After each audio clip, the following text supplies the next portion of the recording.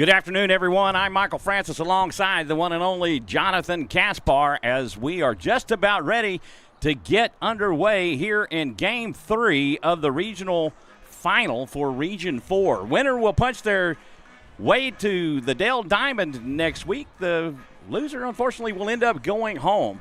Raiders coming off of a disappointing loss yesterday, dropping 6-5 to Bernie Champion, and looking to get back into rhythm today. Yeah, we're definitely going to say hats off to Bernie Champion Chargers. They took advantage of miscues on the defensive side for Rouse, and they made them pay. You know, they were able to take advantage of those miscues, get some runs in, and score, and obviously be able to maintain that lead. And then again, a slight miscue late in the game, allowing them to take the advantage of the 6-5 win. The Raiders ended up losing the flip last night to determine the home team for today, and they will be the visitors again today. And Champion will be the home team, and they're just about getting ready to get underway. We do have some 6A scores for you from last night, as every 6A series punched their ticket last night, so none of them are facing Game 3 situations. And Jonathan will have that for you. Every single one of them. So Flower Mound did beat Denton Geyer 4-1 and 4-0 in their two games to move on to the state semifinal, where they will face the winner between Pearland and Katy. Pearland did take down Katy 7-0 and 2-1, again to move on to face Flower Mound. And in Regions 2 and 4, Region 2 was the winner between Cy Woods and the Woodlands, which saw Cy Woods winning 5-4 over the Woodlands and then 8-0. And they will face the winner in Region 4 between San Antonio Johnson and Westlake, which Westlake was able to win 4-3 and 3-1 in 8 innings. So that was a really good series between San Antonio Johnson and Westlake. Now, in stark contrast, every 5A series ends up in a Game 3. Yes, every single 5A, and we'll have some time to go over that here in a little bit because they're starting to announce the starting lineups here for both sides. Leading off for your Rouse Raiders, number 9, Rainer Heinrich at second base. Batting second will be the starting pitcher for the Raiders this afternoon. That'll be number 10, Landon Miller. He will also be the designated hitter once he goes out of the game. Number 7, Caden Kaspar will be batting third in center field. Oscar Salazar will be at third base and batting fourth. Number 11, Colin Correjo will be in right field batting fifth. Mikey Caputo batting sixth will be in left field. Number 34, Nolan Harris will be at first base. Batting eighth will be the shortstop, number 12, Joe Sparshoe, and batting ninth will be the starting catcher, number 14, Xander Forsell. So, Coach opting to make some changes. He did. Obviously, here for Game 3. It's a winner, go home. It's that scenario. We've seen it a couple of times already this year in the Cedar Park series, which was a one game, and then also in New Braunfels, which we split the first two. So, there's definitely some change-ups. He's trying to keep the bats in the lineup, and, he has things in his mind of how he wants this game to play out. And 4, Jordan Ballin. He will be followed by the starting center fielder, number 9, Evan. And I did verify that is how his name is pronounced, is Cool. And not Cull, as the PA was saying yesterday. I love it. Batting third will be the right fielder, number 1, Cam Logan. Batting fourth will be the third baseman, number 20, Sam Miller. Batting fifth will be number 30, Grant Kinzel, the designated hitter. He will be hitting for the starting pitcher this afternoon. Number 6, Rowdy Miller. Batting sixth will be number 2, Quinn Grable at second base. Batting seventh will be number 3, Jared Wingo in left field. Batting eighth will be the catcher, number 10, Gage Goldberg. And rounding out the order will be the first baseman, number 25, Nick Cortez. And, of course, on the flip side, from Coach Crimpine changing things up, we basically have vanilla here from Coach Woodchick, as no real changes at all in his lineup. He is sticking with Grant Kinsel as the DH, as he was not the DH in Game 1. That was Jared Wingo. Yes, Jared Wingo, obviously, but the exact same lineup that allowed them to go on to win. He is sticking with that, aside from obviously the pitcher, which is Rowdy Miller. We did see him come in a pinch running situation, in game 1, I believe. But now we'll get to see him on the bump for the first time in this series. So interesting to see the changes, and hopefully everything will, be all right. And we're going to take a moment for the national anthem. We want to thank you for tuning in and listening to Rouse Raider Baseball here on SHN Sports. We'll be right back in just a moment.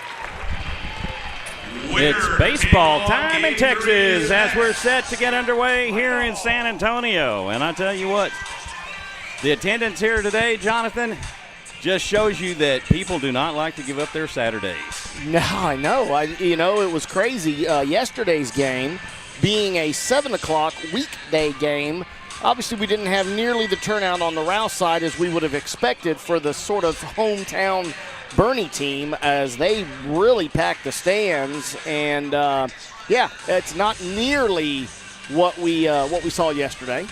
Defensively for the Chargers this afternoon, on the mound, number 6, Rowdy Miller. Behind the plate, number 10, Gage Goldberg. At first base, number 25, Nick Cortez. At second base, number 2, Quinn Grable. At third base, number 20, Sam Miller. At shortstop, number 4, Jordan Ballin. In left field, number 3, Jared Wingo. In center field, number 9, Evan Kuhl. And in right field, number 1, Cam Logan. Due up for the Raiders in the first, Heinrich, Miller, and Kaspar. And again, the staple, the top 3 in that lineup, as it has really been 90% of the year. There was a few differences earlier in the year, but Coach has found that formula that has been working so well for Rouse. And they were decently effective last night as well, but unfortunately just getting a few runners on and not really being able to capitalize late and get that run or two across that they needed to pull out the win. So I was discussing with Texan Live, their camera team, or their actually stream this. So Texan Live is actually broadcasting this stream today. And I'd seen a link for them, but I really wasn't very familiar, so I wasn't sure. I believe I retweeted that out for Game 2. But, very interesting. And, we talked to those guys earlier as they were actually in our booth when I got here, but I gave them the old kibosh? Gave them the old boot. Yes, sir. All right. Getting underway here in San Antonio. Number 9, Rainer Heinrich will make his way to the plate. Landon Miller on deck. Rowdy Miller on the bump, and he will deal the first pitch in for a strike. And this umpire very animated. Animated with his first strike call, no doubt. We'll see if that maintains that through the day. The 0-1 pitch, that's down and away for ball 1. As it's already close to 90 out there today. A little bit more breeze blowing dead in from center field. Miller with the windup and a swing and a miss for strike 2. And Heinrich down 1-2 in the count. You know, that wind had a huge effect on any fly balls that were hit last night, and a little bit more brisk today, I believe. So we'll see. I'm sure that will, again, have an effect on any kind of fly ball. That pitch in the dirt for ball 2, and that will even things up. Sarah, you can go to, I believe it'll still be behind NFHS under their license, but you should be able to go to their website and then do a search on Rouse, and you should be able to find that link. Pitch misses low for ball 3, and Heinrich works it into a full count. And if they're not understanding NFHS, I say Network 4 High School. Right? Yeah, but that's not right. I know that's not right, but that's the easy way to throw it out there for everybody. The payoff pitch, this has got on and hit foul down the third baseline. Coach Crimp, look at him go. Man, he is out there. Whoa, look at him go. He lost a handle on the foul ball there as he tried to run it down. And yeah, look at that. But he's keeping his coach's box fielding percentage. Wow, what a dude. We're going to have to call Coach Crimp a dude. Yeah, 1,000% right now. Got to love it. Again, the payoff pitch. This is chopped on and hit down to third. This stays fair and goes into left field. It caroms off the wall and back to Wingo, and Rainer Heinrich with a leadoff single. Sniper got him. Actually, that should have been a double. He was rounding. He went to cut around first, as you should want to do, take a wide. Of Miller. As Heinrich gets down the line. And my boy coming in here, giving his quick little tribute to his grandmother. Andrew Kidhill checking in. Good afternoon from Lethbridge, Alberta. Let's go, boys. Kaspar will hit this one over to Grable at second. The throw over to first in time, and that will do it for Kaspar, and that will advance Heinrich to third. That will go 4-3 on the putout of Kaspar. 2 away for Oscar Salazar.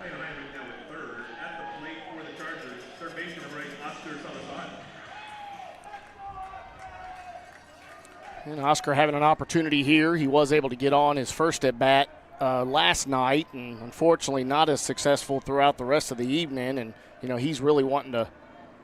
Miller will deal. He misses the outside corner for ball 1. He's really wanting to step in here and contribute with a runner in scoring position. Andrew, you got to tell me, is it nice and cool up there in Canada? It's over 90 down here. It's pretty nice and warm here on the field. And pitch misses low for ball 2.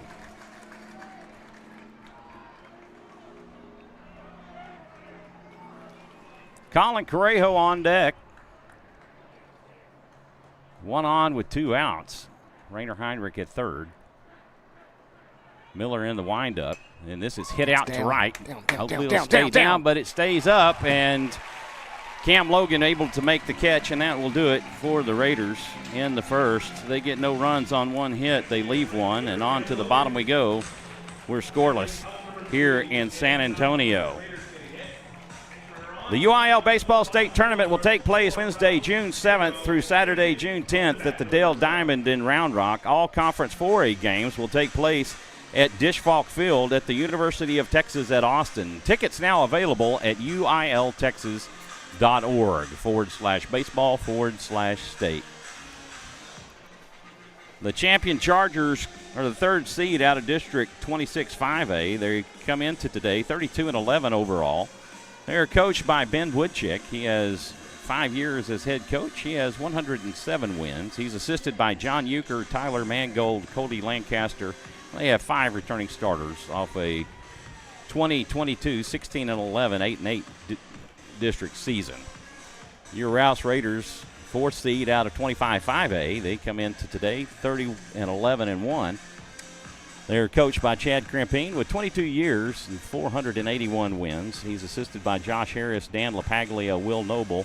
They have 9 returning starters off a 2022 season, 23-10-1. District co-champs and by-district finalists.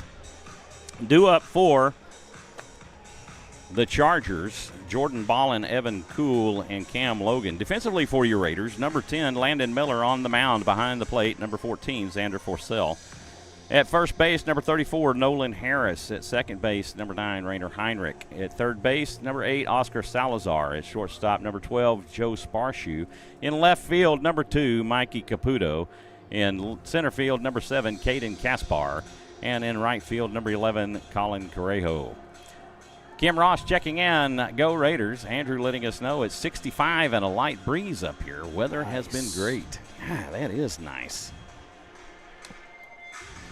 I think we would be cold in that atmosphere as we've adjusted to this climate, right? Give me that all day. I'll take it all day myself. That's shorts. That's beautiful shorts weather.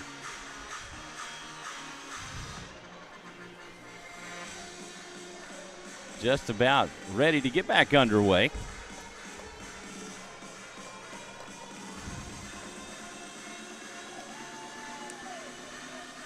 Yeah, seeing a few familiar faces out in the crowd. Looks like I see Melissa Sickles down there. This might be the interesting thing, right, is with Coach Crampane going with Landon Miller, as you mentioned on Thursday's game, that Coach Woodchick was very familiar with everybody. Yes. And Landon hasn't had the opportunity to pitch a whole lot, so that might be a different look that he's looking to give this afternoon. Miller will deal a fastball down the middle for strike one. And Landon brings an extremely strong set of skills to this game with a fastball that touches the mid-90s. Swing and a miss for strike two. And a breaking pitch that absolutely drops off the table. I mean, it's phenomenal. Change up, if he's got that working, I mean, he's honestly a lot of the times unhittable. So, we'll definitely see where he comes in this game, having not pitched a lot. Obviously, a lot of bullpen sessions, so a lot of practice. Fastball, this is hit to left and goes foul and out of play.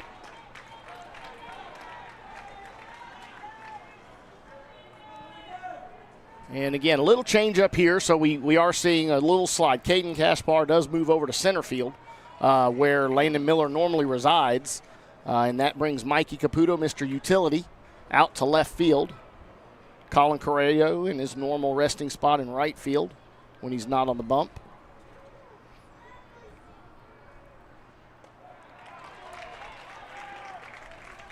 Pitch. Misses for ball one. And again, the other slight defensive changeup, we do see Oscar Salazar over at third base in the hot corner.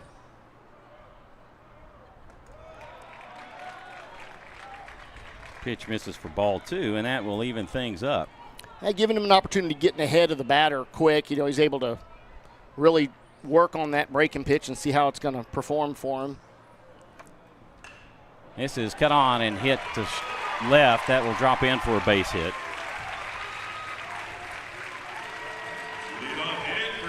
And the Chargers have their leadoff aboard, just as the Raiders did. Evan Cole will make his way to the plate. That will bring Cam Logan on deck.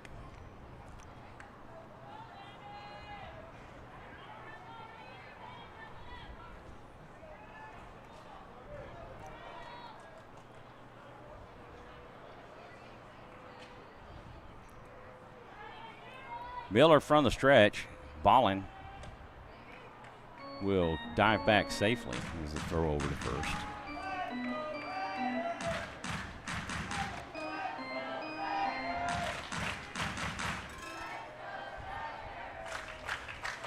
Miller comes set.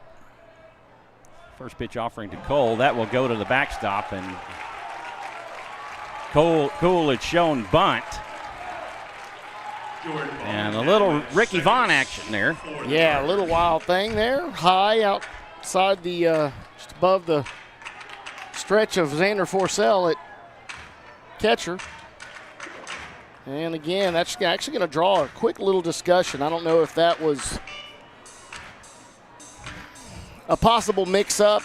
Not to say that would have affected the outcome of the pitch, but I think they both want to have a quick discussion here with Landon and Xander. And the ump has already gone out there and talked to them, and on his way back is barking at them like, all right, guys.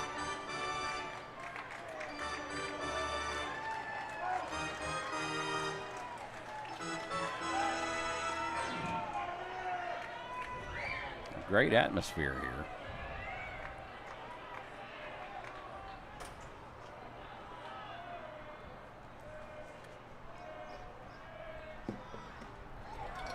That pitch in for a strike, and that will even it up at 1.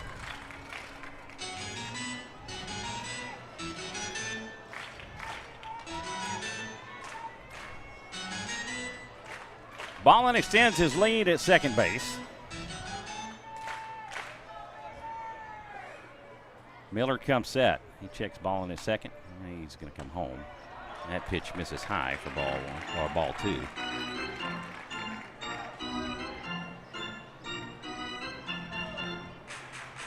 We do have Sam Miller will be on deck.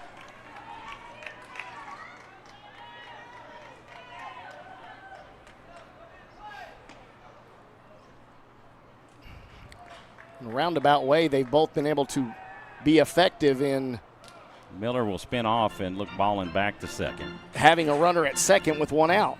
Just doing it a little bit differently. Christina Diaz checking in. Let's go Raiders.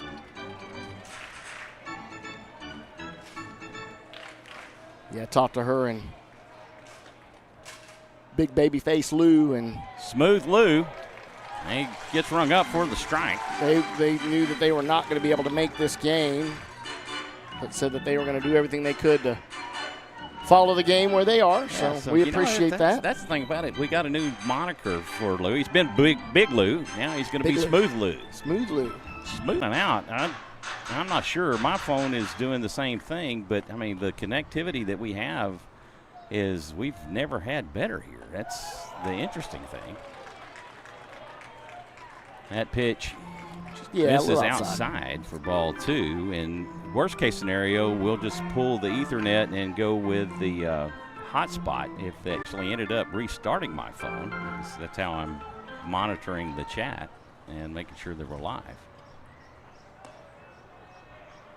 A pitch to Logan, and go ahead and bring your OBS. Pitch. I'm going to go ahead and turn on our first pitch delivery here from Landon Miller. Misses high and outside for ball 1.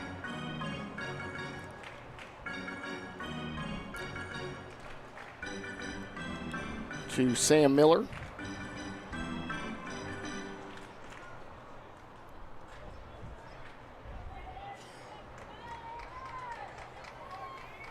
And again, a quick little visit between Xander and Landon.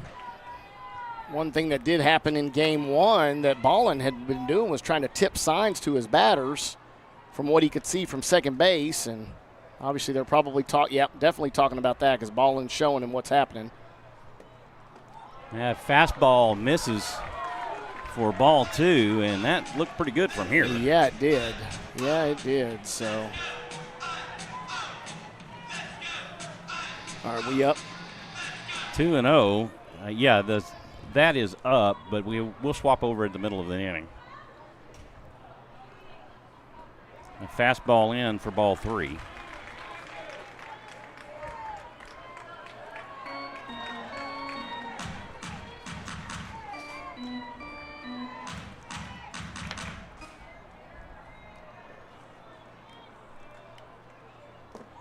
Fastball misses outside for ball 4. Wow. Miller will draw the walk, and that will put 2 on board for the designated hitter, Grant Kinzel. Yeah, it was a good-looking pitch there. And keeps the inning alive with the DH, number 30, Grant Kinzel. So I may go and see if I can change servers before we pull from the Ethernet, because we have a hard line connection here. Kinzel will stand in. 2 on with 2 outs as Miller deals high for ball 1.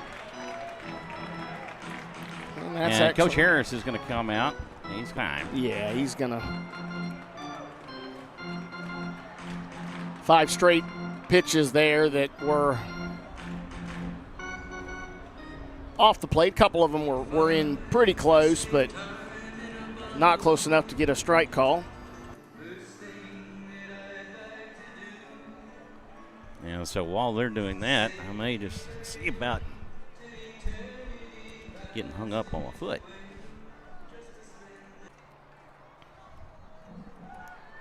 And gets caught. Oh, he's safe. Oh, my goodness. Pickoff move by Landon Miller. And they had the It's great second. tag laid down, but saying the umpire right there, you know, at field umpire at second was right there to watch the play and said he got underneath it. Fastball down the middle for a strike, and that will even things up at 1. Quinn Grable on deck.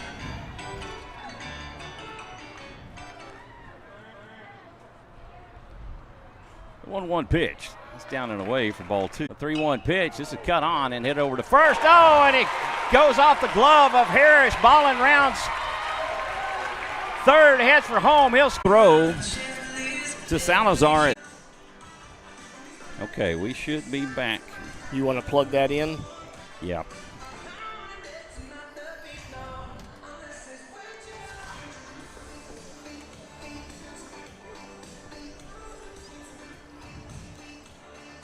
See if that will help us.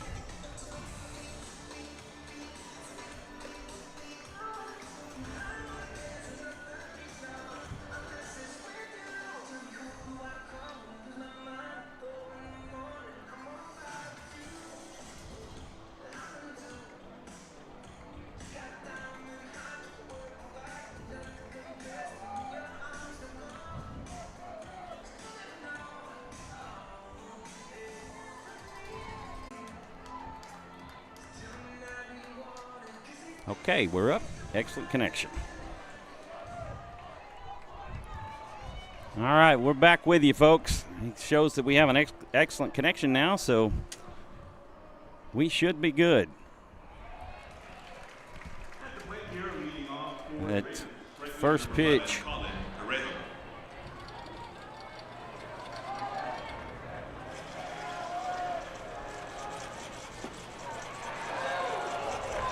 First pitch misses to Correjo. Second pitch misses 2-0.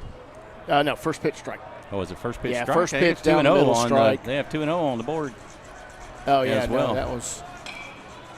And this was lifted out to left. Wingo able to get to it in time, and that will do it for Correjo. Happy left fielder Jared Wingo recording out number 1 here in the second inning. All right, are we back? Let us know if you're hearing us. Number 2, Mikey Caputo.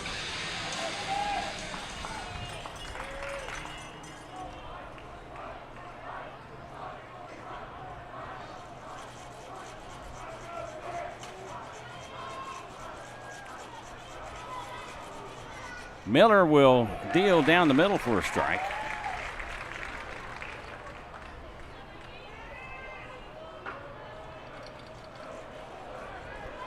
And it looks like we're back. All is good. Sarah, let us know all is good. Yep. Pitch down and away for ball 1, and that'll even it up. 1 away for Mikey Caputo, and now it's doing it again. Good night. A lot of folks here, but. Swing and a miss for strike 2.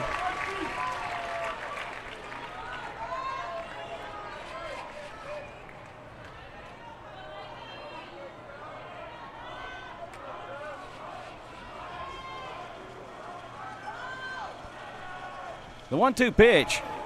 It's down and away for ball. A little low. 2, Yeah. and that will even it up at 2. Yeah, good take on that one, as it was a breaking pitch, trying to get him to swing and miss or induce a low ground ball.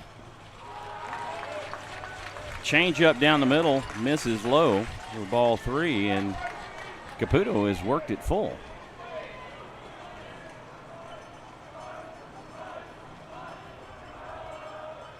This is hit back up the middle. Caputo will go down the line. Ballin will make the error.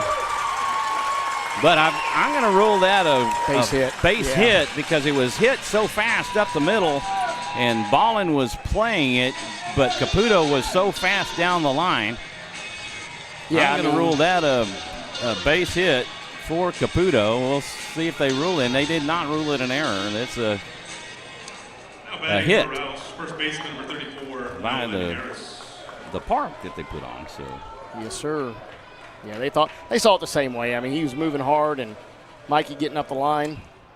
This is popped up and out of play, thank goodness, as Nolan Harris stands in. Hey, she got it. Fan able to snag that foul ball as it snuck over the net.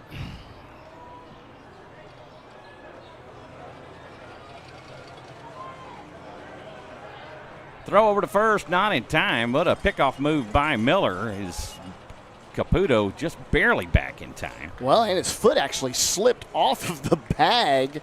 Had Nick Cortez kept that tag on him, I mean, who knows what could have happened. A fastball misses low for ball one, and that will even it up. Now, Rowdy Miller, my understanding, is their guy, right? He is their ace. He is the guy that has carried the team through the year. Caputo takes off to second. The throw not in time as Caputo slides safely. Yeah, great jump on that. Just avoiding the tag. And I'll tell you what, Goldberg did a great job of letting Rowdy know, hey, pitch me out. So he did. He actually pitched outside and was able to get Goldberg standing, which is a great position for the catcher. And Mikey Caputo still able to beat the throw. So really good jump on his part, good speed, and great attempt from Goldberg. Miller checks Caputo at second. That pitch nearly hits Harris for ball two. Yeah, just turned away and inside. Or ball three, rather. Didn't catch him. 3-1 the count. Please let me know if we're coming in. I'm getting the spinning wheel on my phone. I was even having a hard time picking up Game Changer from Kenny. Harris lays off for ball four, and he'll draw the walk. That's the first walk issued by Rowdy Miller this afternoon. Yeah, and again, we will now see if we have an opportunity to get Nolan over to second. Again, has been the move for Coach Crimpine is to sub him out and get a pinch runner in. All right, everybody says it's Nolan. good, and we still show excellent condition. I guess it's just my AT&T connection here that is doing that, but as long as y'all are hearing me, that's...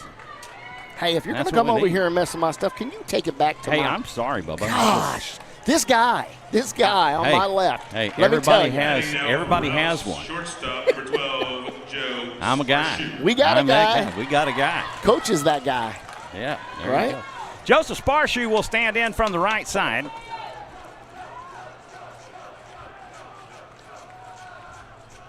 Xander Forcell on deck. Caputo extends his lead at second as Sparshoe takes for strike one. Grandma and Grandpa Shotty listening in. Great to have y'all with us all the way from the great state of Michigan. Go Michigan State. Sparshoe will foul this one back out of play. Oh, that's off the second deck of the press box. I was wondering, they don't have their windows open over there in the primary press box. I was like watching to see if it was going to make its way through the window, but nope, they got the windows closed, and it was hit one of the suites. Yeah, off to the edge there. Suites just to their right. Miller comes set. He'll deal. Misses low for ball one.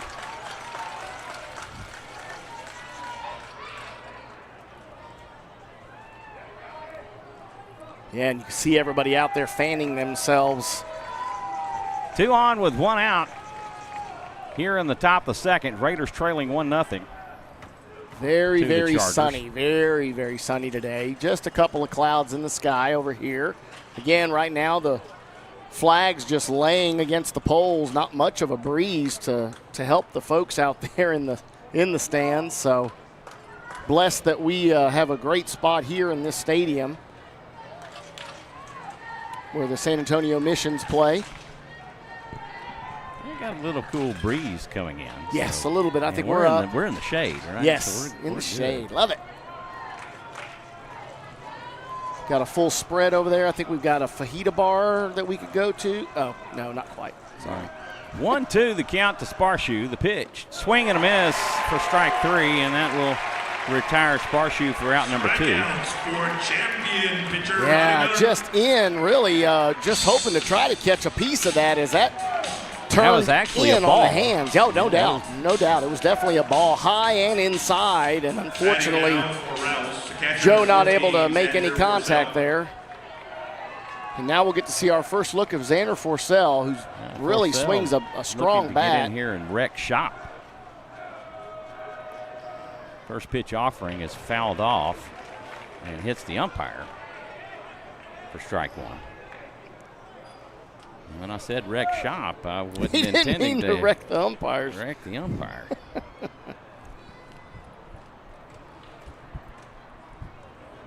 got to give a moment for the umpire. Yeah. As that ball came off and hit him in his arm and hand. He's pumping that shaking his hand, yeah, for sure. Trying to get a little feeling. I don't know if that was an elbow and a funny bone. Whew.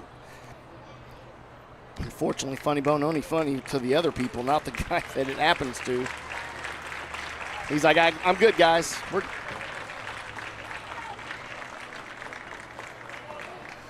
Both the corner umpires at first and third coming to check on him, and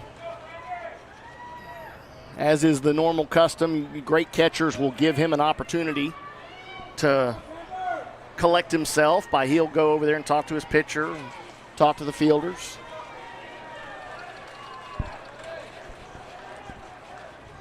Always want to give that courtesy. 0-1 the count to Forcell. Rainer Heinrich on deck. Rowdy Miller on the mound for the Chargers. Caputo extends his lead at second, and Miller will come home. Forcell will lay off for ball one. And that pitch looked better than the first. And it did, and he offered at that same similar pitch that Joe Sparshu struck out on, and maybe they're thinking that it's going to be more break on it, and it's staying more to the inside as opposed to coming across the plate and fooling the hitters. This is lifted into right field. Cam Logan will call it and make the catch, and that will do it for the Raiders. They get no runs on one hit. They leave two. After 1.5, it's 1-0 Chargers. And it's got to be a situation. Again, that wind is there. Even though the flags are moving from time to time and dropping, the wind is there. And you get anything up above the flag poles, and it's just going to get held up there and allow every opportunity for the outfield to run underneath the ball. So due up for the Chargers, Grable, Wingo, and Goldberg. We're going to take a moment for a 30-second spot for the UIL. We'll be right back with you. Thank you for listening to Rouse Raider Baseball here on SHN Sports. A game without a crowd is just a scrimmage. A performance without an audience is just a rehearsal. Without your presence, high school sports and the performing arts aren't possible. Ensure that these essential extracurricular activities continue to enrich the lives of students in Texas. Purchase a ticket to your local high school's game or performance. This message presented by the UIL and the Texas High School Athletic Directors Association.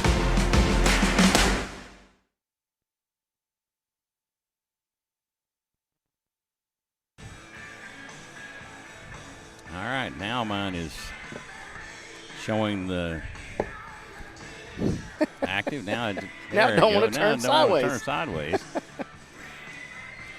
Dalton Holbrooks, grandparents listening from Broken Arrow, Oklahoma. There you go. Every time I hear Broken Arrow, Oklahoma, I think of We Were Soldiers. Oh, yes. With Mel Gibson. Mel Gibson, and when he calls Broken Arrow. Yep. Mel Gibson and Sam Elliott. Yeah, there's a lot of stars in that one. Yes, there were. Great movie.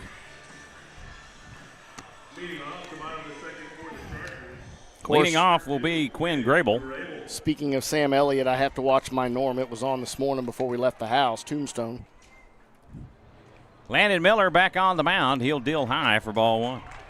Absolute favorite movie of all time. Trey Schluter makes his way back out to the bullpen.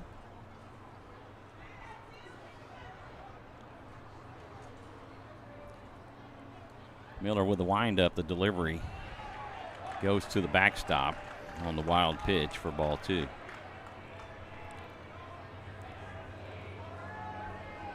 Man, Coach LaPaglia came out. He looked like he was going to do some dugout fielding percentage right there. Coming out of the dugout. At I wasn't sure that Xander knew that ball actually bounced off the backstop and all the way back to him.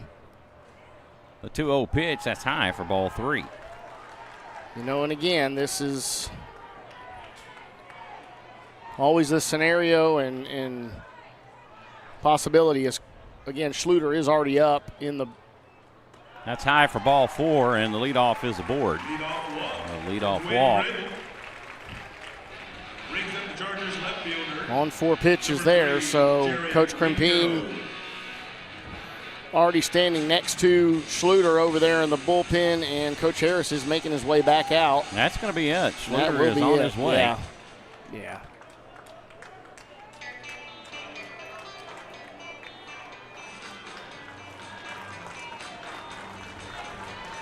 A 4-pitch walk. That'll be it for Miller. He goes 1 inning. 1 inning and 1 earned run. Interesting enough, total of 27 pitches there for. Right. So Human is watching. What's up with the video?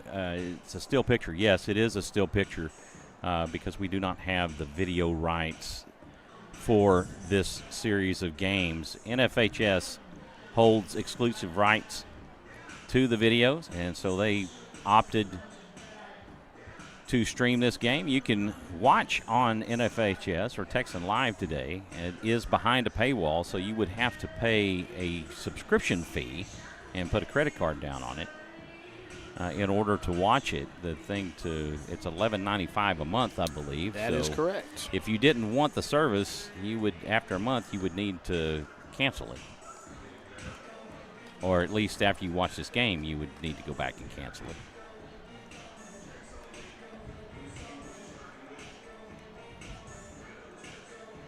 We have had some fans try to synchronize by pausing our stream because it appears that they lag our stream and try to listen to us and watch their video. Other than that, there's a lag between them, so it makes it kind of difficult. We're that far ahead of them. Trey Schluter comes on in relief of Landon Miller. 1 on with no outs.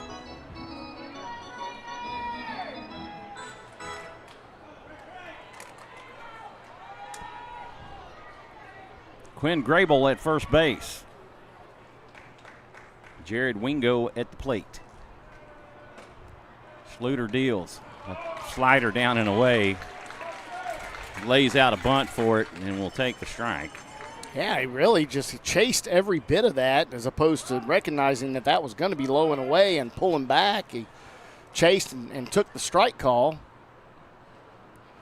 Did Jared Wingo. And Schluter will throw to first, but not in time as Grable gets back safely. Goldberg on deck.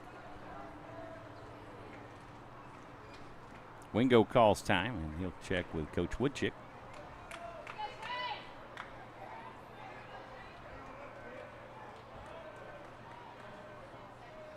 Again, Schluter will go to first and gets him. Picks him off and erases the walk. I always love watching that where the first attempt from a pitcher plays a little coy, right? He throws it over there without a lot of zip, just trying to fool that runner into thinking that he doesn't really have a great pickoff move, and then goes back on the next time and is able to get him. So Schluter deals high for ball 1, and that'll even it up. So that, just like that, able to erase that leadoff walk here in the second inning.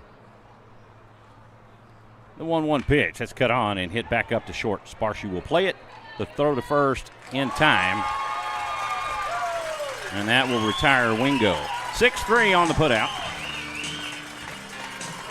Oh, interesting. The bat boy for the Bernie Champion Chargers, sun's out, guns out. Oh, yeah, look at He's got his sleeves turned up, working on his tan over there. Got a little guy. Oscar Salazar action going on. Or maybe Oscar Goldberg. He's doing Goldberg. That's doing right. Goldberg probably told him before the game, hey, Bubba, roll them sleeves up. Show them guns off, right? Goldberg will take for strike one. Pitch on the outside corner, breaking ball, which is Schluter's strong suit. Oh, no doubt. He really is able to work outer and inner half of the plates. Oh, he wanted to call that, and then he laid off. Yeah, that was a little low. That was a little low. Yeah, it's close, but not quite there. Nobody on with 2 outs. That is chopped foul. And Goldberg in a 1-2 count.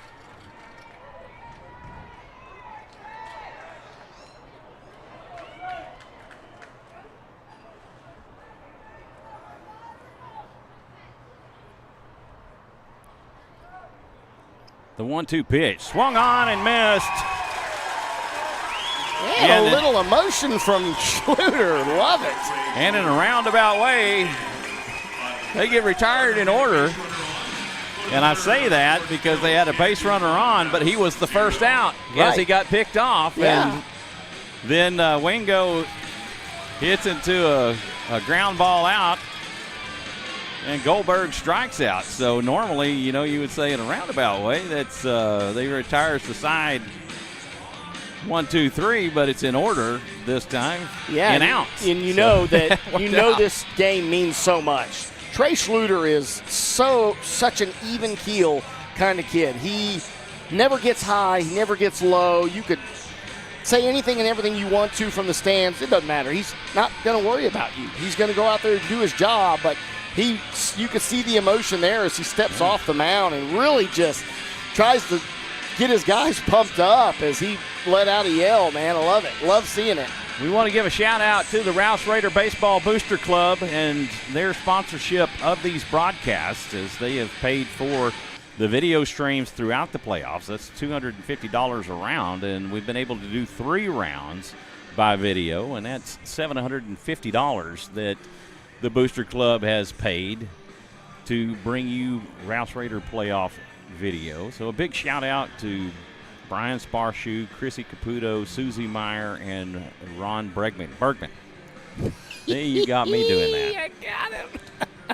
We also want to give a shout out to the Georgetown Shirt Company. We'll say more about them a little later in the broadcast, but just give them a shout out. No doubt. Appreciate everything they do for us. Rowdy Miller back out on the mound for the Chargers to pitch the third. Due up for your Raiders, Rainer Heinrich, Landon Miller, and Caden Kaspar. Yes, sir. Back to the top and getting a second opportunity to see Rowdy Miller and what he has to offer. And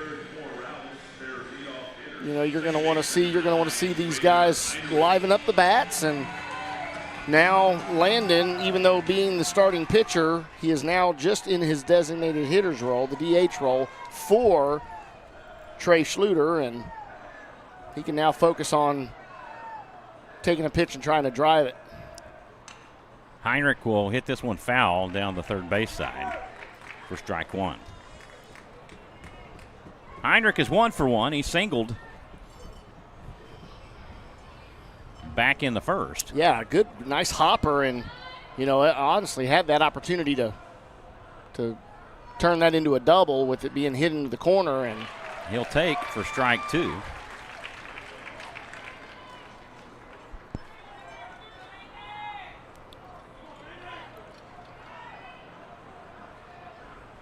Miller winds and deals. This is hit foul and out of play down the right field side.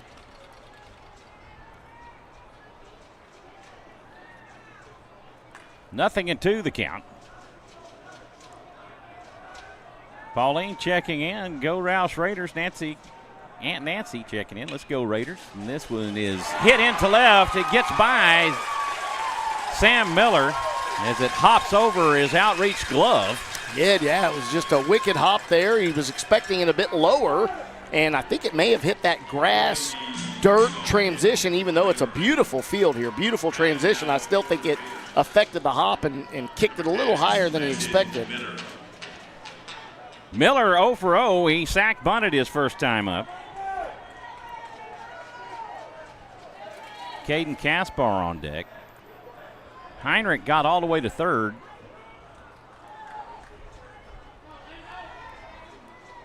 Back in the first, and then was left stranded.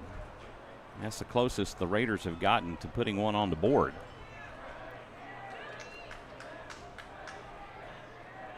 Miller comes set. Heinrich extends his lead at first. That pitch inside for ball one.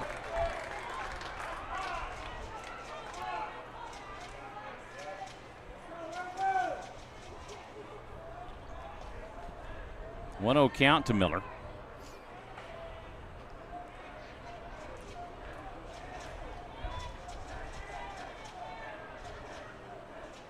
Goldberg gives a sign. Rowdy taking a little bit of time. A throw to first.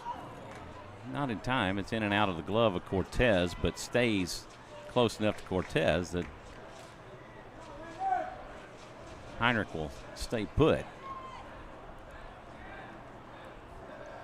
The pitch from the stretch. This is hit back up the middle. This could be two. It will only be one as Cortez comes off the bag, and the fielder's choice will. That will go 4-6 on the putout of Heinrich. So one down there at the top of the third. At the plate, center fielder for 7, Caden Kaspar. Caden Kaspar will come to the plate. It is just a still picture because we don't have the streaming rights. NFHS exclusively holds those, so I just put a screenshot of a picture that I took prior to the game today up there, so you can see where they're playing. This is hit back to first. Cortez has it, and they will get the force at second. That will go 3-6 on the putout of Miller for out number 2.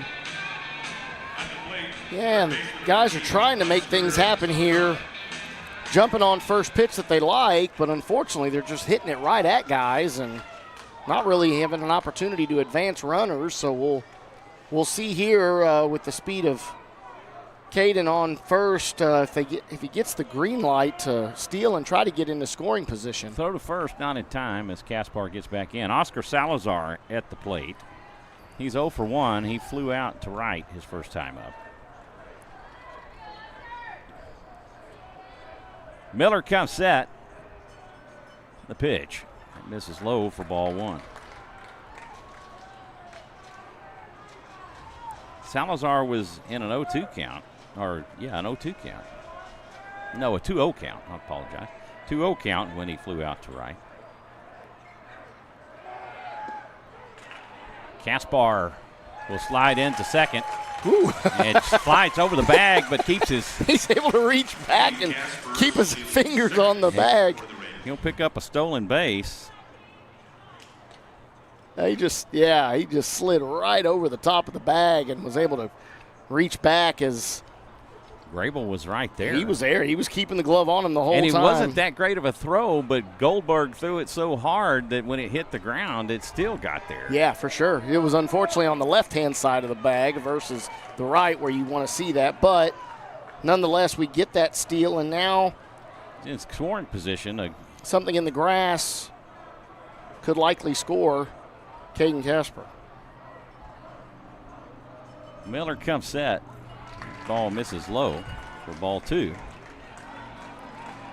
Actually, ball three. I was going to say, wait a second. I needed to look up to see what the the throwdown play was. That's because I got so wrapped up in that throwdown to so second did I. that I didn't even see what he called. I didn't mark it on my scorebook. Salazar shows bunt, lays off for ball four. And Miller will issue his second walk of the afternoon. All right, great spot here for Colin Correjo. Correjo's 0 for 1. He flew out to left his first time up. And absolutely loves the playoff atmosphere as Colin Correjo as he leads the offense for the Rouse Raiders here in the playoffs.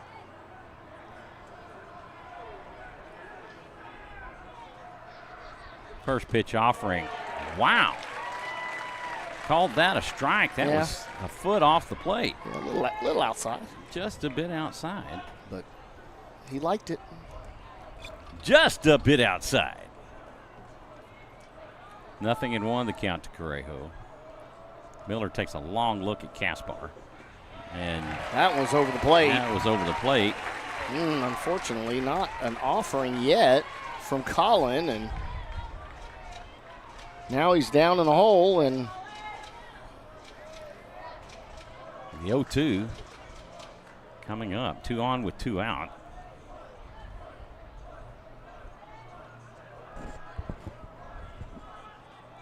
The 0-2 pitch. This is line to short. Ballin will make the catch, and that will do it for the Raiders. They get no runs on 1 hit. They strand 2. After 2.5, it's 1-0. Chargers. Due up for the Chargers. Cortez, Ballin, and Cool. I'm going to take a moment for a 60-second spot. We'll be right back with you. Thank you for watching Rouse Raider Baseball here on SHN Sports. High school sports don't just happen. There's a ton of work that goes into every single athletic event. And we have our school's athletic director to thank for a lot of it. Thank you. For scheduling officials, so I can always play the game I love. For ordering quality athletic equipment, so I can stay safe on the field. For mentoring my coaches, so they can be the best role models for me. For coordinating transportation, so I can get focused for the big game.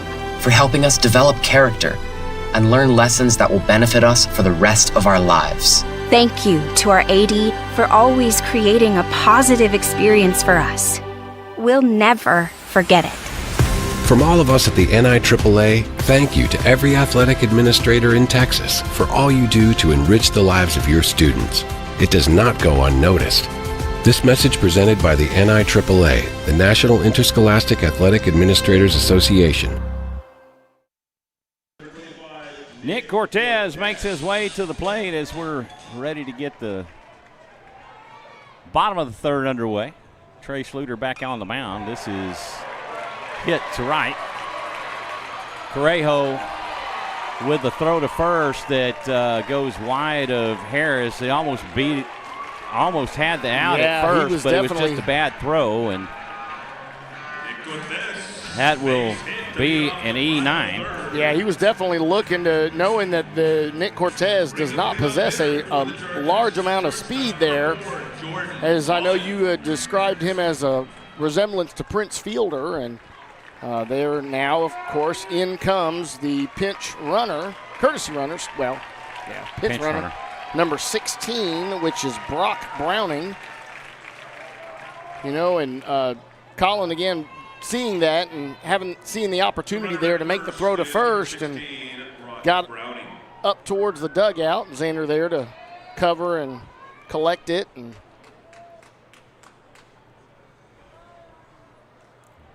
Browning staying close to the bag. First pitch offering misses low for a ball.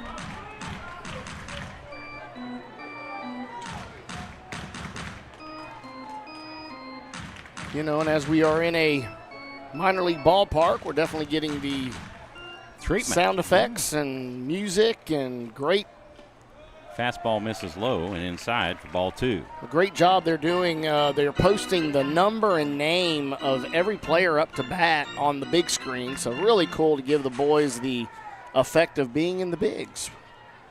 Minor leagues, but in the bigs nonetheless. Ballin calls time. He'll step out and reset and dig in again. And a 2-0 count. Ballin has been one of the best hitters here for Champion in this series. Wow, I'm not sure where that means. I'm assuming low. That looked identical to the first pitch that was called ball, so. And now, as we have done in multiple scenarios, he's got a 3-0 count to him, so he's showing bunt, which honestly is just for the effect.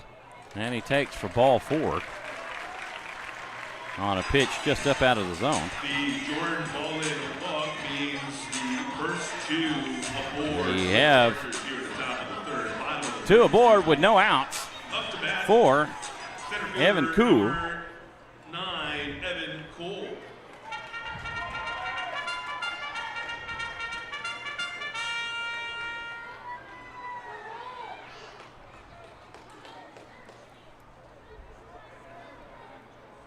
And infield corners in anticipation of a possible bunt. Schluter comes set. Throw back to second will not be in time as Sparshoe is in front of the bag. Definitely looking for another opportunity to pick that lead runner off as Schluter gives it a look.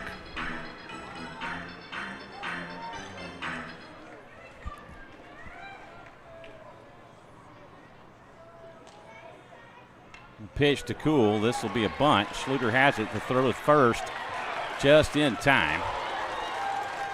Kuhl thought he had it beat out, and I tell you what, he was really close. fast down the line, really close. That'll be a sack bunt.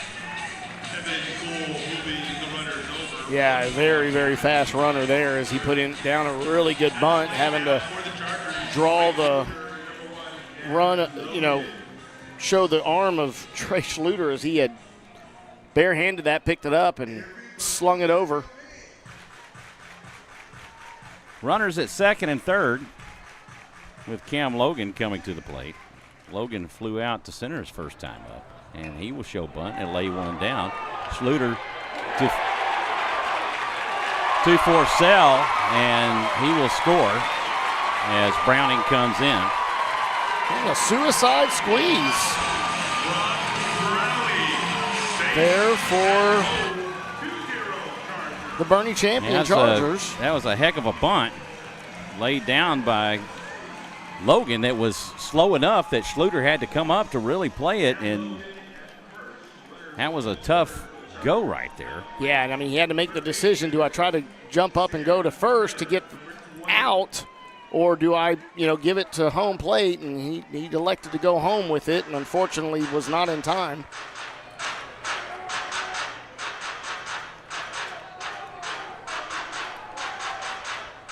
Champion has put 2 up, and Coach Crimpine is making his way out to the mound. He's going to call time.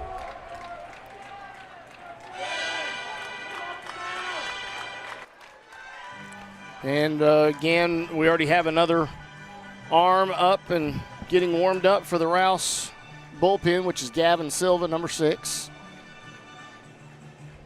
Gavin Silva has come in many scenarios throughout these playoffs for Rouse. And, I think this is more of just a settling Schluter down and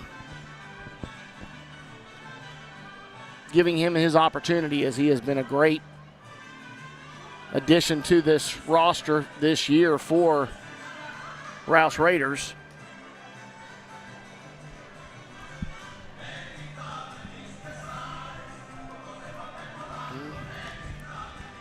And now runners on the corners.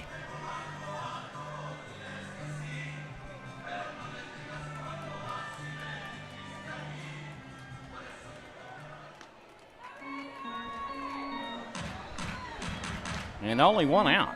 And a double play ball is alive here.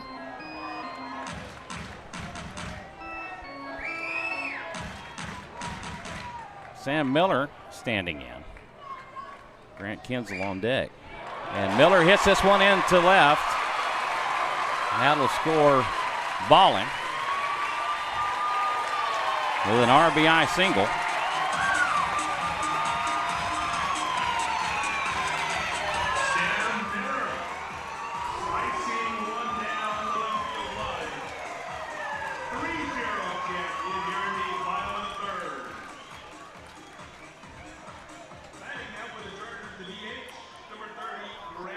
Not making huge hits here, but just doing enough to get balls just past the outstretched arms of the defenders here for Rouse, and able to bring guys around.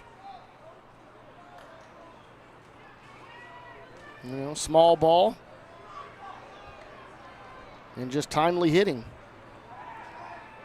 Schroeder will spin off. He'll look Wingo back to second. I say Wingo, Logan, I'm sorry.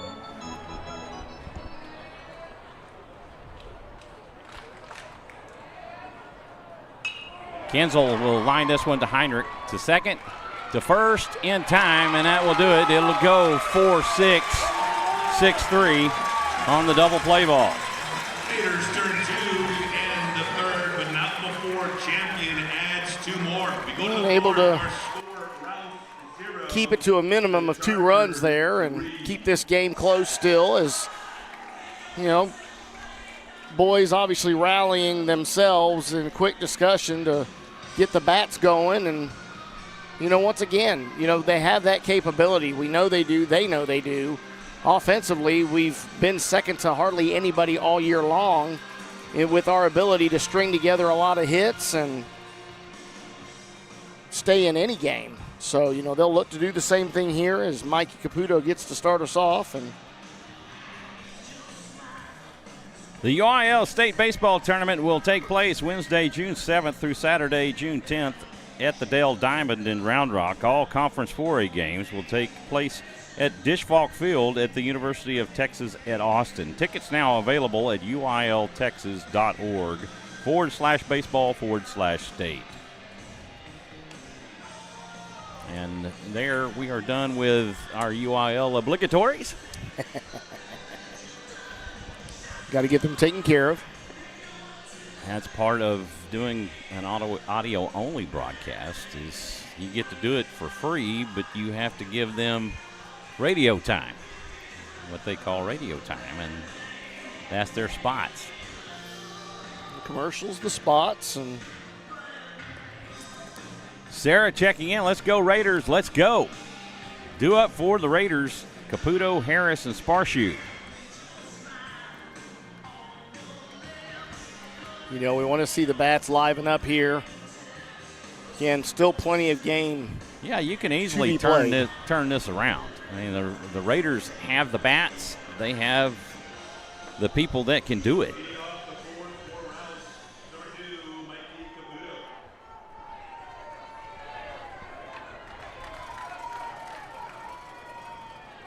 Rowdy Miller back on the mound for the Chargers. He misses low for ball one. Caputo 1 for 1. He was left stranded at second back in the second inning.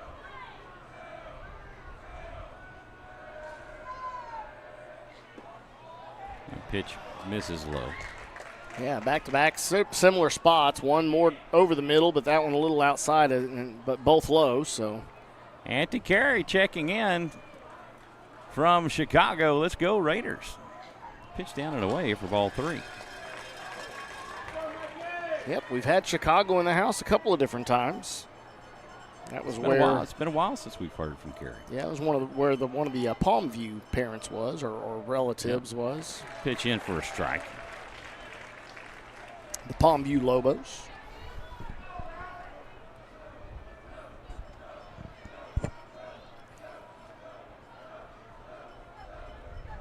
(2-1) the count, and Caputo will call time. Yes, again, you know, and Rowdy's like, come on, Gage, give me these signs quicker. You know, it's like he's just not really liking. And Caputo will hit this one into left. This will go deep to left, and Wingo has it. And Caputo will be on with a leadoff double.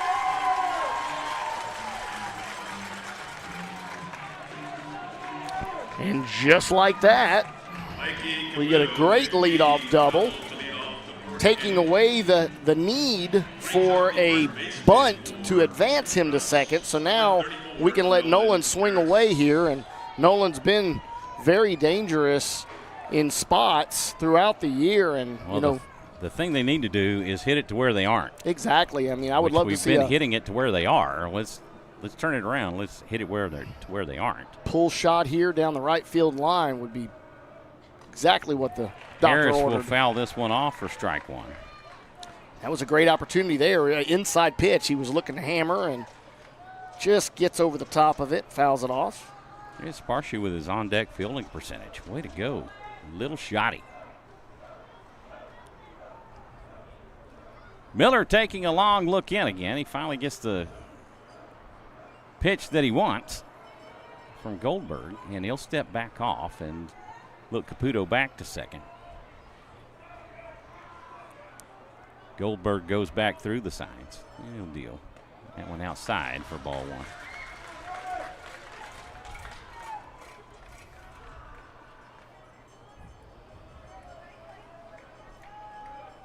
1-1 the count to Harris. Miller shakes off the sign, and then he comes set.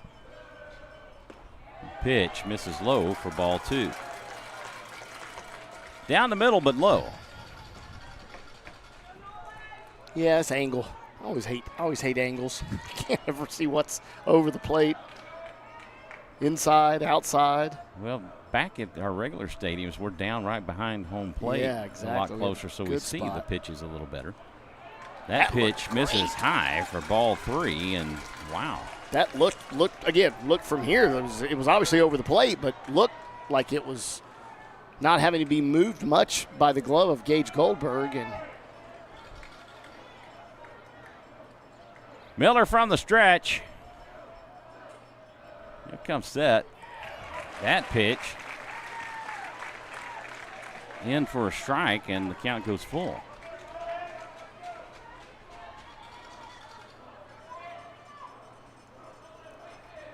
Payoff pitch coming up. Caputo extends his lead to second. Nobody really holding him on. Ballin there close behind him.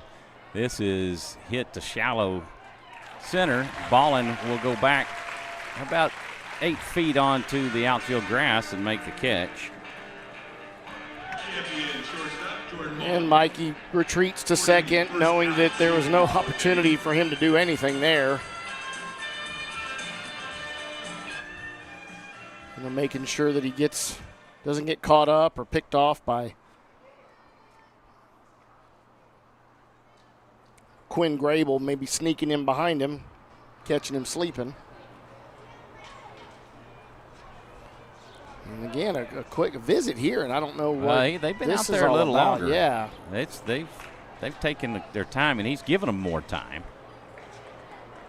And again, I think that was just a Gage and catcher-pitcher just possibly trying to get on the same page, maybe. I don't know. I mean, there's been a couple of times where you've seen Rowdy sort of, hey, come on, give me, go back through the signs. Joe Sparshoe at the plate. He will take for ball one. It's a very good-looking fastball down the middle. It looked like a strike, but he gets the ball. I guess low. Sparshoe 0 for 1. He struck out his first time up on a pitch that was in on the hands. Yeah, he high and in on the hands. High and in on the hands. I think he was committed to that, swinging at that, and his last at bat. But Joe's good job of resetting here, and that pitch in for a strike. And the count goes 1-1. Short memory, right? Forget about that. Move on to the next at bat. Go in with a better approach here. Raiders needing a big inning. This could be the one. Miller comes set. And the pitch. That will hit him. And once again, leading the Rouse Raiders in hit by pitch is Joe Sparshoe, who that I believe is now his 4th hit by pitch just in this series alone.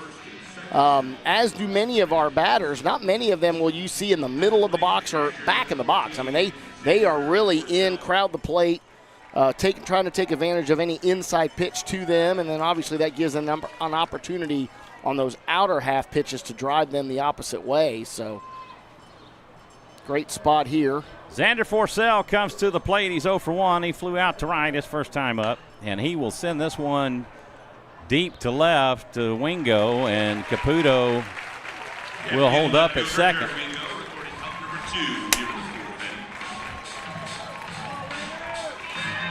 That will bring up Rainer Heinrich. He's 2 for 2. Brings us back to the top of the Rouse batting order. Number 9, Rainer Heinrich. 2 on with 2 out For Rainer Heinrich, Landon Miller on deck. Yeah, no better spot here to have him go 3 for 3.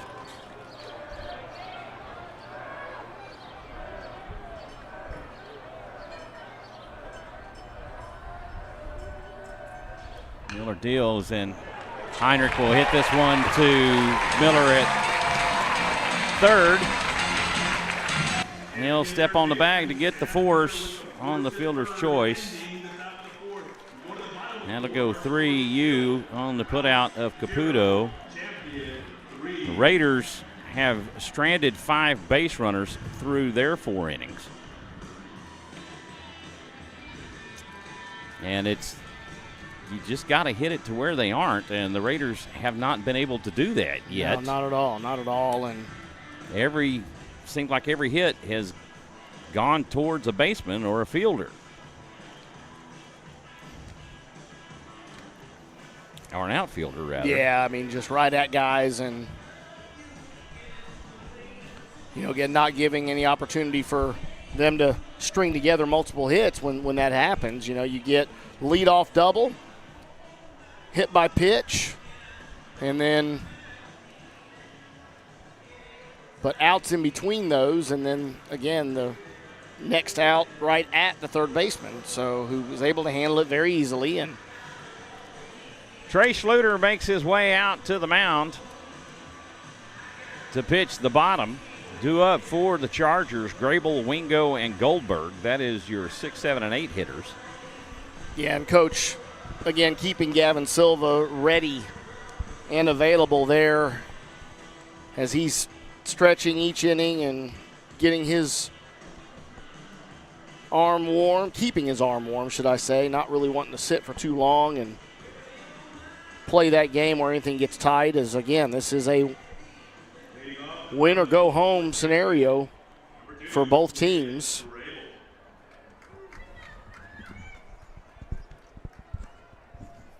Grable stands in, and Schluter will deal a breaking ball inside for ball 1. Grable drew a walk his first time up, and that was when the Raiders pulled Miller from the game. This is cut on and hit back up the middle. Sparshoe has it. The throw to first in time, and that will retire Grable for out number 1.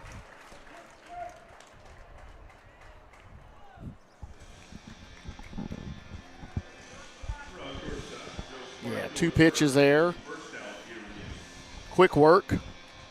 Definitely what you want to see happening. Keep everything low stress. Wingo, 0 for 1. He grounded to short his first time up. That pitch just misses outside for ball 1. Yeah, Xander trying to frame that and bring it back in and try to get a little backdoor strike call. Fastball down the middle low for ball 2.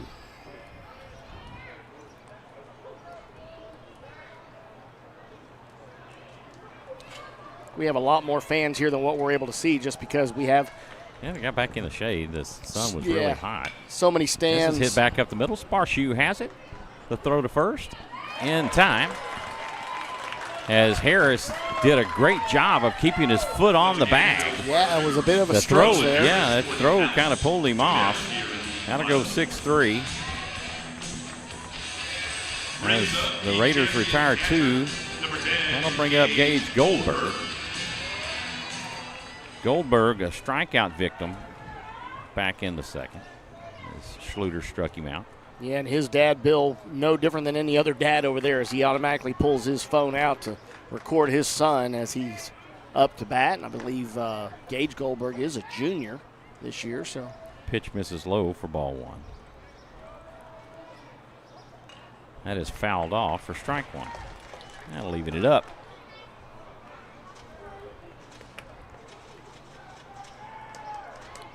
Nick Cortez keeping his on-deck fielding percentage at 1,000.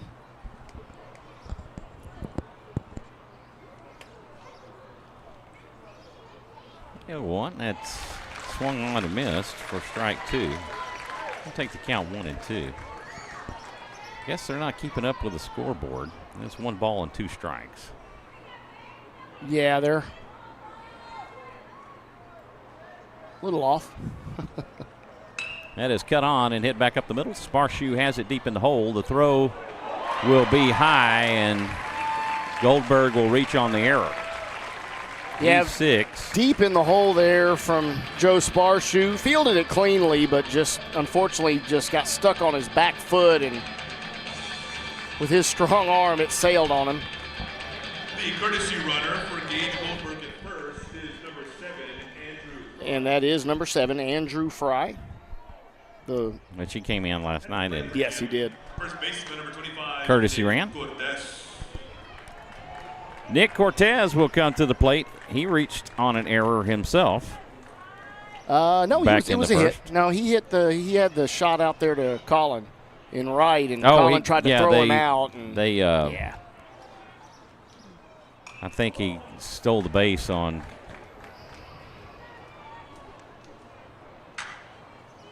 Wait, no.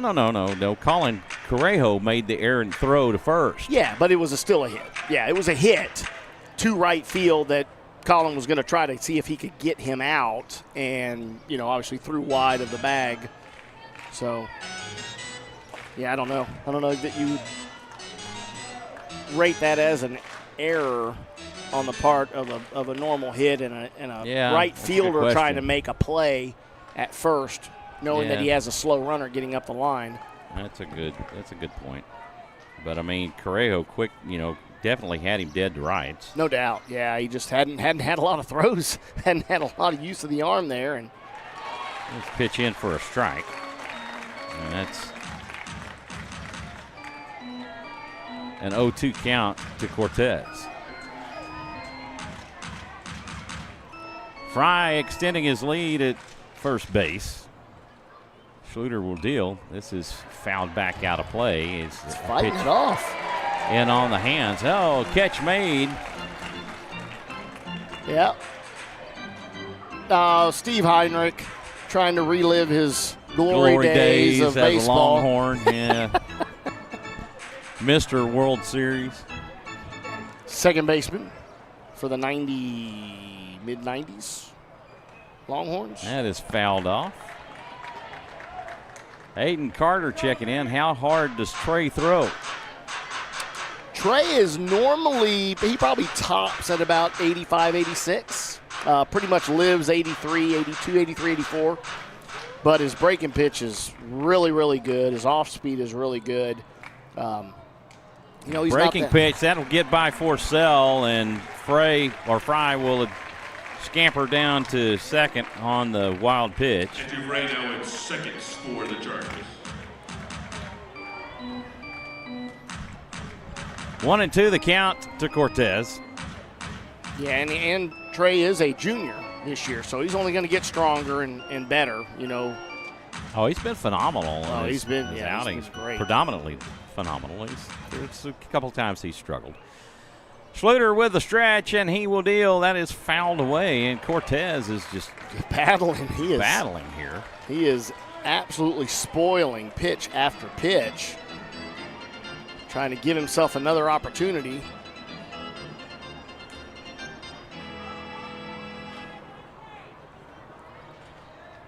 Jordan Ballin on deck.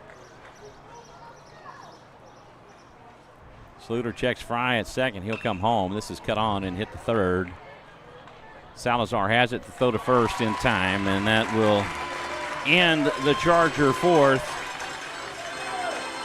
They get no runs on no hits. They leave one. And on to the fifth we go. Raiders trailing 3-0 to the Chargers. Yeah, and now we're going to see, again, back to the top of the lineup. Rayner was the final out there in the last inning. That does bring in our number 2, 3, 4 hitters. So really good opportunity here to see if we can liven up those bats, and one more opportunity. How to make things happen, and again, it goes back to hit it to where they aren't, which we have been unable to do so far in this contest this afternoon. And we do have a substitution here for Landon Miller, who was our DH spot, and now Blake Gonzalez does have a bat in his hand So I would think that would be a scenario where Landon, having been the DH spot, now will be subbed out for Blake Gonzalez in that spot.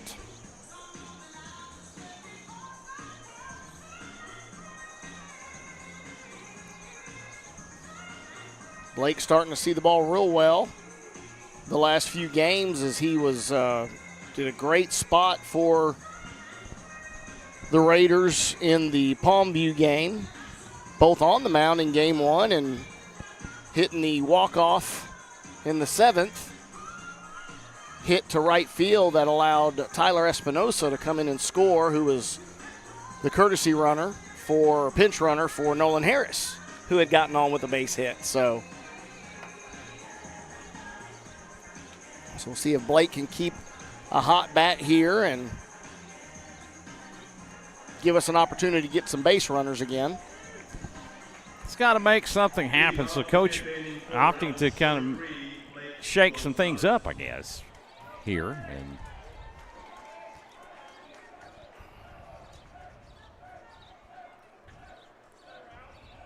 Rowdy Miller on the mound. He winds and deals to Gonzalez, down and away, low for ball 1.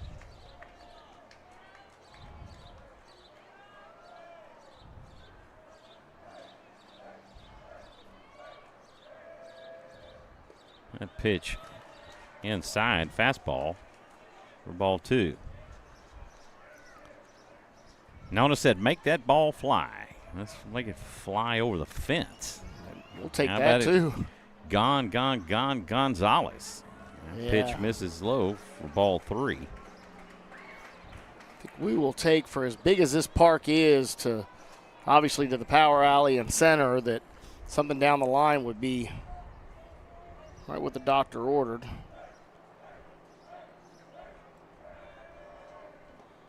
That pitch in for strike 1. Obviously, Blake taking all the way. This is definitely not a hitter's park here. For both teams, fly balls have been directly to fielders, and for the most part, pitch outside for ball 4, and Gonzo will draw the leadoff walk.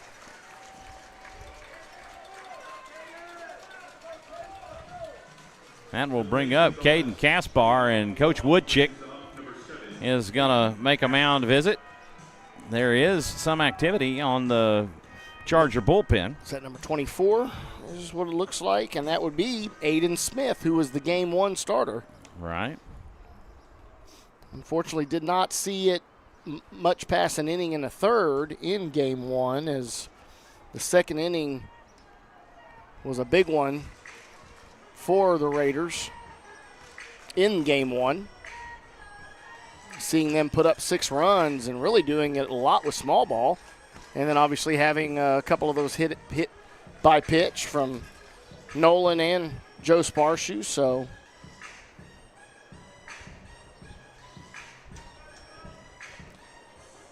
that is only the 3rd walk given up by Miller.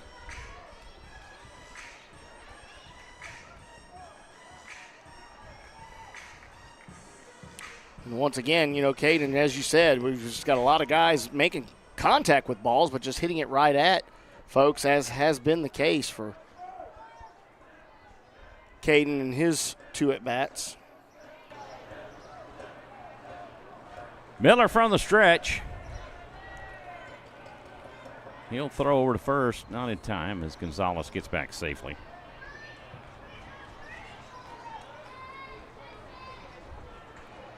Kaspar is 0 for 2, or really 0 for 1. He is grounded to second and hit into a fielder's choice. Wow, my gosh. Outside and low for strike 1. Tailing away and low, and still gets the strike call. Again, just something we see very often for the lefty batters. Nothing in 1 the count to Kaspar. Miller deals. This is hit out to left and goes out of play, foul for strike 2. And again, really trying to take that outer half pitch and drive it the opposite way. It just got a bit under that. And did foul it off, so we'll have another opportunity here. We're looking to try to do the same thing, but really get it down that line as he did in game 1.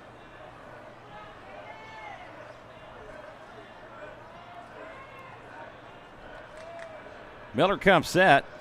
Pitch high and outside for ball 1.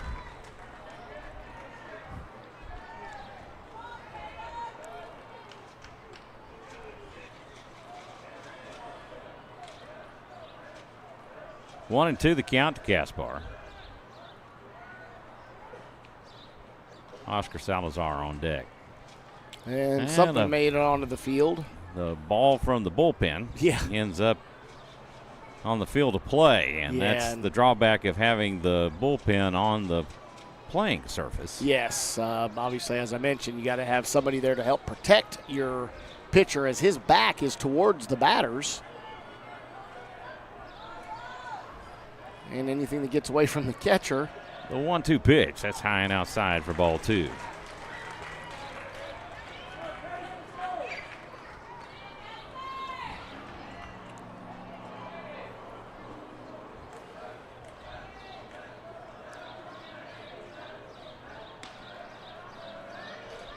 The 2-2 pitch misses low for ball 3, and Kaspar works it full. Yeah, doing a great job laying off, being patient, making sure, obviously he's going to protect on anything that's close. And he'll foul this one. He spoiled a great pitch. Yeah, and again, that Miller, I'd be interested to see what his pitch count is right now. Let's see. I can oblige you there, Mr. Francis. So I can oblige you, Mr. Raider. He's at 74. 74.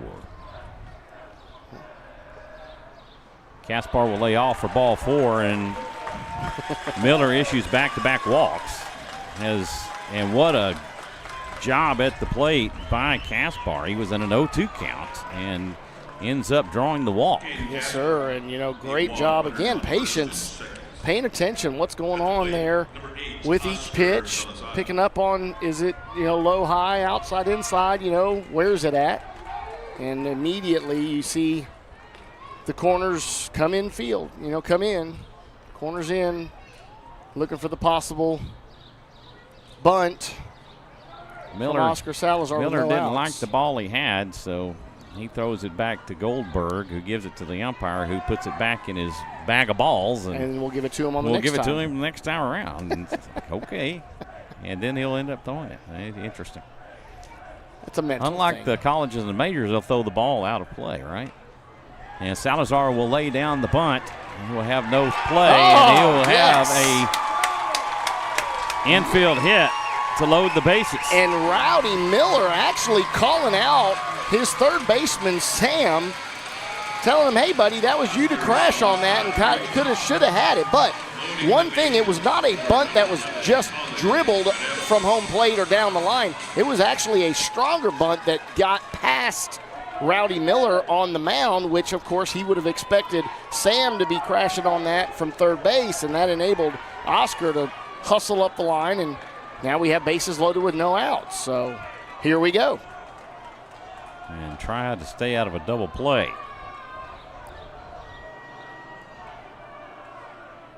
Pitch home will be low for ball 1. Yeah, Gage doing a great job of keeping everything in front of him. Gage Goldberg, the catcher for Bernie Champion. And honestly, I haven't seen much of anything get past him except for occasional wild pitch here and there. But those have been without runners on.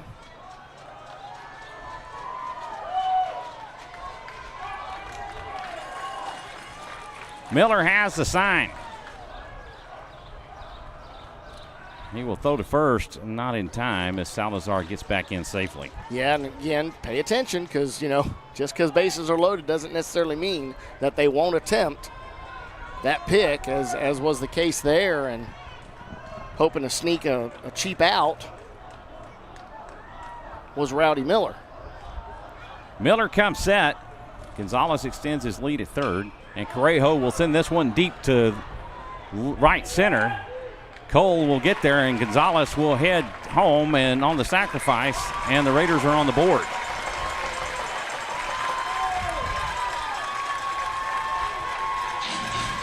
And again, a great job there. What you do not want to have happen in that situation is hit a slow dribbler for a possible double play, and if you do hit it, you want to hit it deep enough so that you give your fielder, your runner, plenty of opportunity to get home, and he was able to do that. Again, wind is going to knock that ball down, keep it from getting into a gap, but at the same time was definitely deep enough in this ballpark for Blake to score easily. Mikey Caputo is 2 for 2. He has a single and a double, both to left. Miller comes set. Pitch in for a strike. Gets the inside corner. Good pitch. Good pitch. Nolan Harris on deck.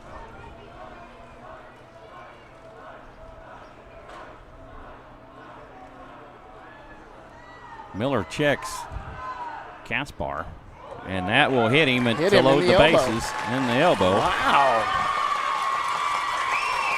Honestly, it looked like it was an inside pitch, and I saw it actually bounce off of Goldberg's helmet. But evidently it was bouncing off of his helmet as a reflection off of Mikey's arm. So that would be a deflection and not a reflection. Yeah, reflection, deflection, inflection. Deflected off of Caputo's arm. Reflection. Are you looking in a mirror, brother? Actually, we do have big windows near us. I was making sure my hat looked good earlier, you know. Sarah says, way to go, and Harris will foul this one off for a strike. Harris has walked and popped up to short. And again, a great opportunity here. If we can find a way to liven these bats up, hit it into a spot, go shopping at the gap right here, Nolan Harris.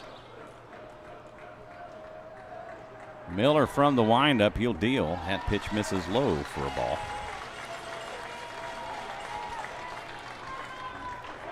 Sarah says, this is our inning. Come on, Raiders. I'm with you. Let's come on, Raiders.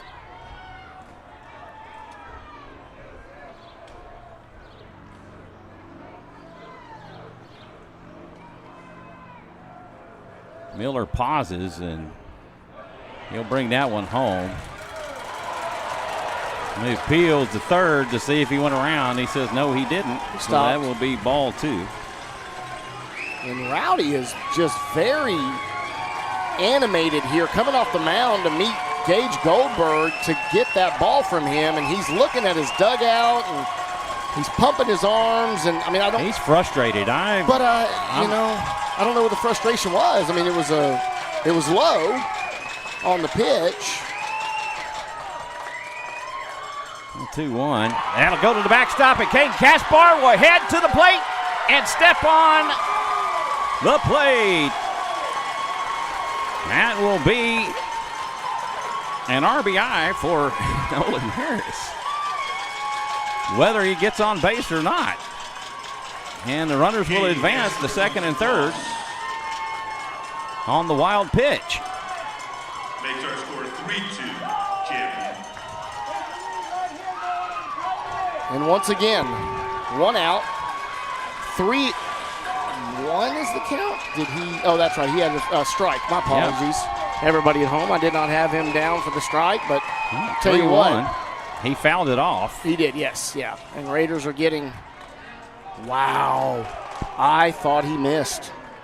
And they just appealed. So, folks, when Caden came home, the home plate umpire was watching his foot as he crossed home plate, and they just asked for the appeal. Rowdy throws it into Gage. Gage steps on home plate, and he called him safe. So Harris will send this one to right to the center. gap, baby. That is going to drop in, and they will score 2. A 2 RBI single for Nolan Harris, and your Rouse Raiders have taken a 1-run lead here in the 5th inning. Sarah Stradamus making the call that this was going to be the Raiders' inning. And so far, it has been, and it is not over yet, as we still only have one out. For Little Shotty coming to the plate. Coach Crippane's going to call time. He's going to bring in a pinch runner for Nolan Harris, most likely. Yeah, and he's going to look for probably Dawson Snow. And Coach Woodchick is going to go ahead and take a trip to the mound. That might be it for Rowdy Miller.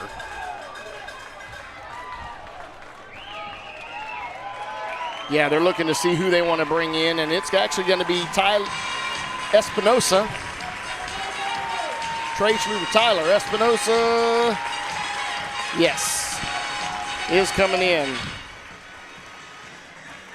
Human letting us know he's only been paying attention because I'm from the Leander area and played ball with Colin Correjo's dad, Kevin, and his uncle Patrick. Laugh out loud. Oh, very nice. Very nice. We're glad to have you with us. Thank Yes, you sir. for tuning in and listening to Rouse Raider Baseball here on SHN Sports. And with that visit from Coach Woodchick to the mound, we do see the exit of Rowdy Miller, and in comes Game 1 starter Aiden Smith, number 24.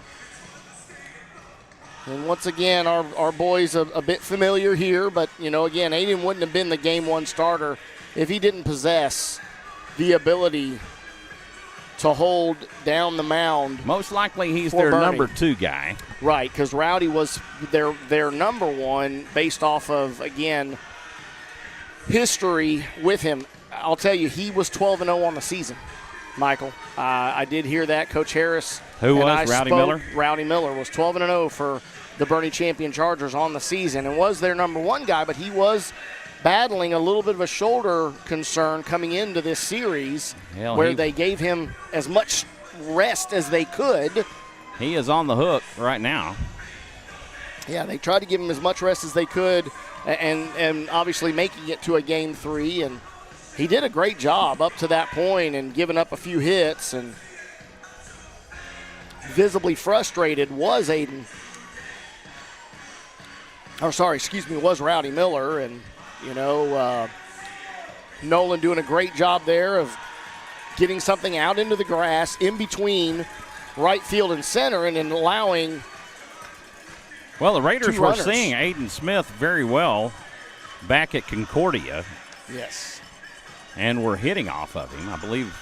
Well, it was small ball. It was small ball. Remember that advanced, that we got a guy on with a hit, and then we had 2 back-to-back bunts that were laid down perfectly, getting the bases loaded, and then he proceeded to hit 2 batters. So he really got frustrated, and one of those bunts that was laid down was at the expense of Aiden Smith, who was not able to field it cleanly. Sparshoe at the plate. He has struck out and been hit by a pitch, and he will take for a strike. And having only gone 1 1/3 inning in Game 1, that allows him plenty of pitches here to come in this game. Sparshoe will lift this one to right. Logan will camp underneath it and make the catch, and that will retire Sparshoe for out number 2.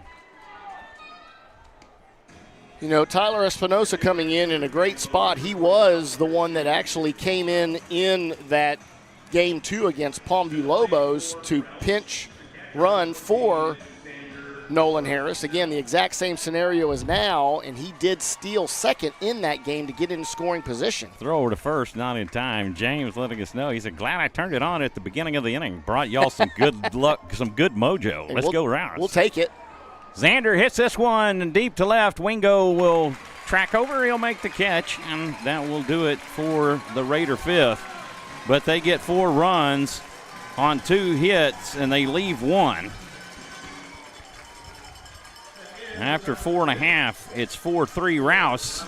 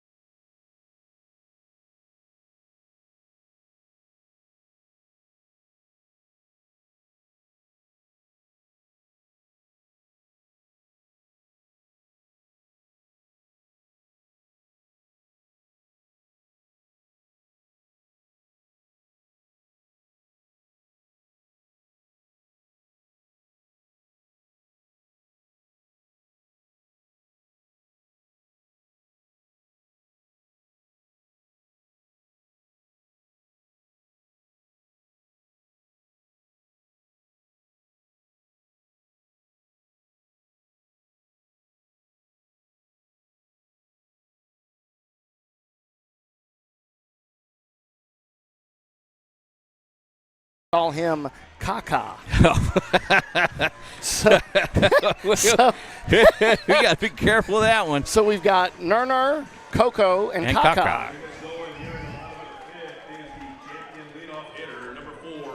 And again, as we're hearing the announcement from the in-house team, the back to the top of the lineup here for the champion Chargers. Yeah, Ballin is singled and walked. Lisa letting us know that Gonzo's auntie is here listening from work. And even, oh, man, that fouled off for strike one.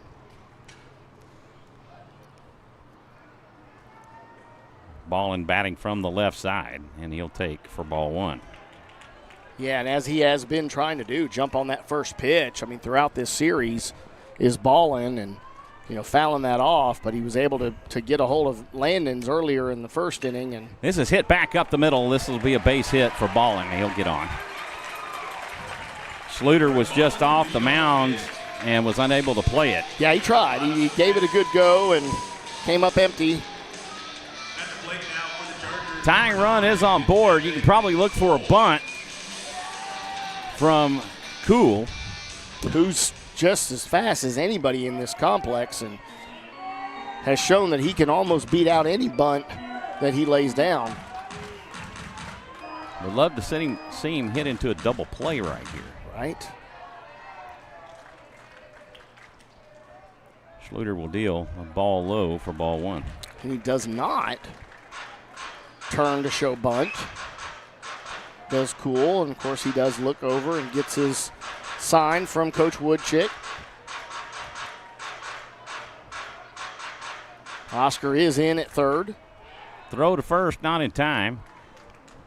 Coaches will pull out all the stops. I mean, this is it right here. So exactly. you got to take your risks. There is no tomorrow. There is no tomorrow for one of these teams.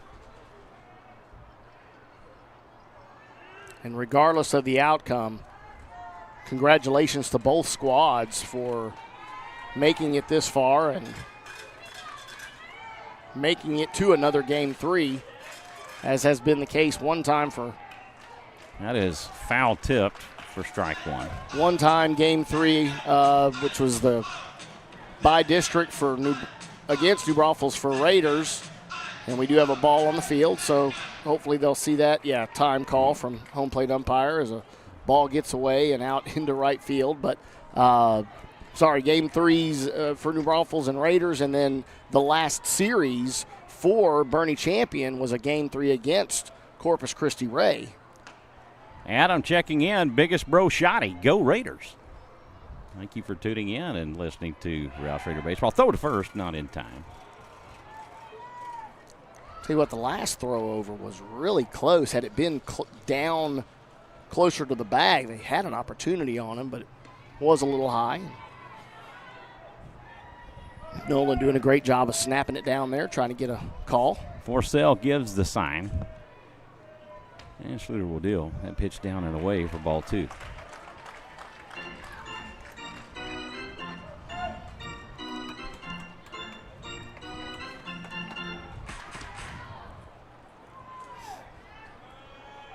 Human says, you guys are good. I'm enjoying listening. Thank you, sir.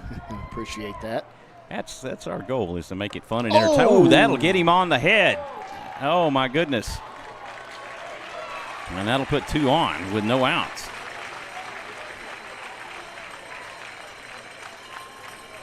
Definitely not what he was trying to do there. The tying run in scoring position. The go ahead at first base. And that is going to draw a quick move. Okay, so yeah, Coach Harris is going out, and I just saw Coach Crimpine signal to Gavin Silva to go ahead and make his way over, as they're going to go ahead and bring Trey off. Now, in this situation, Trey was not the starting pitcher, and he did come in a losing spot, but Rouse did take the lead while he was on the mound. So he, as of right now, stands to be the winning pitcher if the score stays as is, and Rowdy Miller, the losing pitcher, once again, if the score stays as it is right now. So we do see number 6, Gavin Silva, make his way in. Again, has come in many setup situations throughout this series and throughout, well, in game 1 he was in, and obviously in several of the playoff games this year. And I do also see another pitcher, and that's Holbrook. Yeah, that's Holbrook. Okay, number 13. Took me a minute to see, was that 13 or 18, because he looks a lot like Bergman over there. Yeah, same height, same Bergman's size. making his way out there as well. Yeah, and there is Bergman standing now in front of him getting his stretch going here. And so, again, everybody's short-leashed. Every single person's short-leashed. You get two on, no outs. They're the top 2 in the lineup for Bernie Champion. They do possess a lot of speed, as does the next batter in Cam Logan. So Gavin, working with a really good breaking pitch, has been very effective in his spots here throughout the playoffs.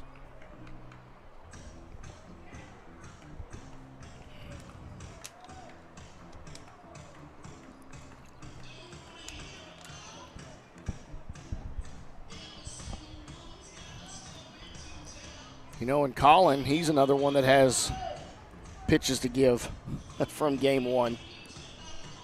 He has no, one. no, He that's had right. He one. doesn't. He went to 109, so he's got one. Yeah. He can start a batter. Would you do that? No.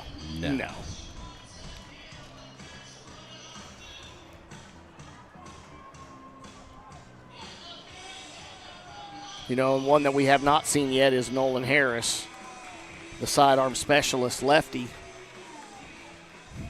that is in the toolbox for Coach Krimpine. Cam Logan has flown out to center and has an RBI single to his credit. So he's 1 for 2.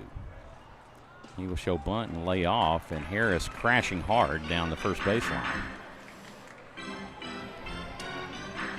Pitch misses for ball 1.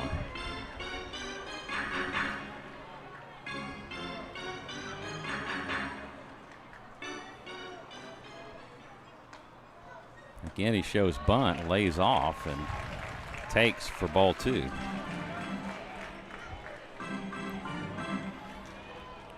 And here with Gavin Silva, you got to be thinking pitch to contact. I mean, obviously a swing and a miss would be great, but knowing that he's going to lay down a bunt. Throw back to second. Not in time as Ballin gets back safely. He was well off the bag, but Sparshoe was moving stride for stride with him, and the throw was off the bag. Pitch outside for ball 3.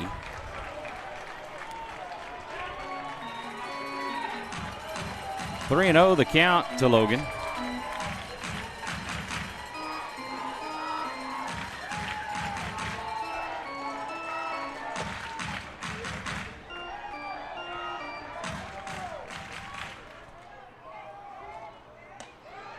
Pitch misses for ball 4. Wow, that looked great.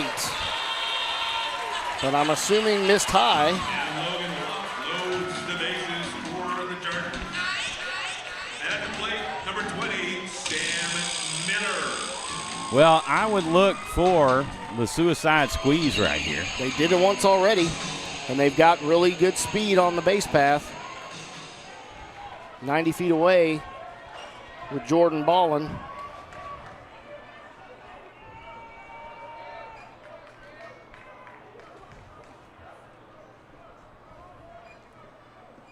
That pitch misses low for ball 1. Bases loaded with no outs. And Coach Krimpine is going to call time. It doesn't get any more exciting than this. Well, I'm like excited right now. I'm stressed. And he's already, again, Gavin unfortunately comes in and throws 5 straight balls, and that's going to do it for him. 5 pitches. That is going to bring in Dalton balls. Holbrook. Snoop Daniel checking in. Thank you for the donation. He's letting us know he's tuned in. Appreciate you, Snoop. Absolutely. For all you do with reporting and on local sports. High school athletes, all right? For years he's been doing it. Saw him in that cowboy hat. Looks good on him. Mm-hmm. Was he in shorts? I think he's always in shorts. No, he said, nope, I got pants on this time. He did make a reference to that. Like every time I've seen him, he's been in shorts. Yeah, no, he said he was able to dig out some pants. And some of them quite colorful. Dalton Holbrook comes on in relief of Gavin Yeah, and again, Silva. they still are thinking they announced him as Henderson again just because they're referencing the sheet versus the actual. They're introducing him as the first number 13. Yes. On the left side of the roster. Yeah, they're not looking at the actual write-up, and they've got Carson Henderson obviously on the board as well, so.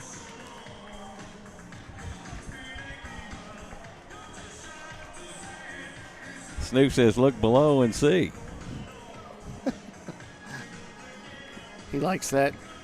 The business meetings, where they got the suit for the top, and then the camera falls down and sees them in their shorts. Oh, is he here?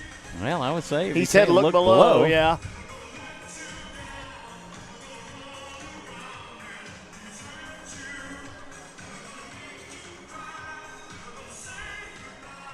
Oh, there he is. He's in his shorts. I called it. And he's got those pink and white shoes on, and and that repping his Lakers purple hat. and blue Lakers hat.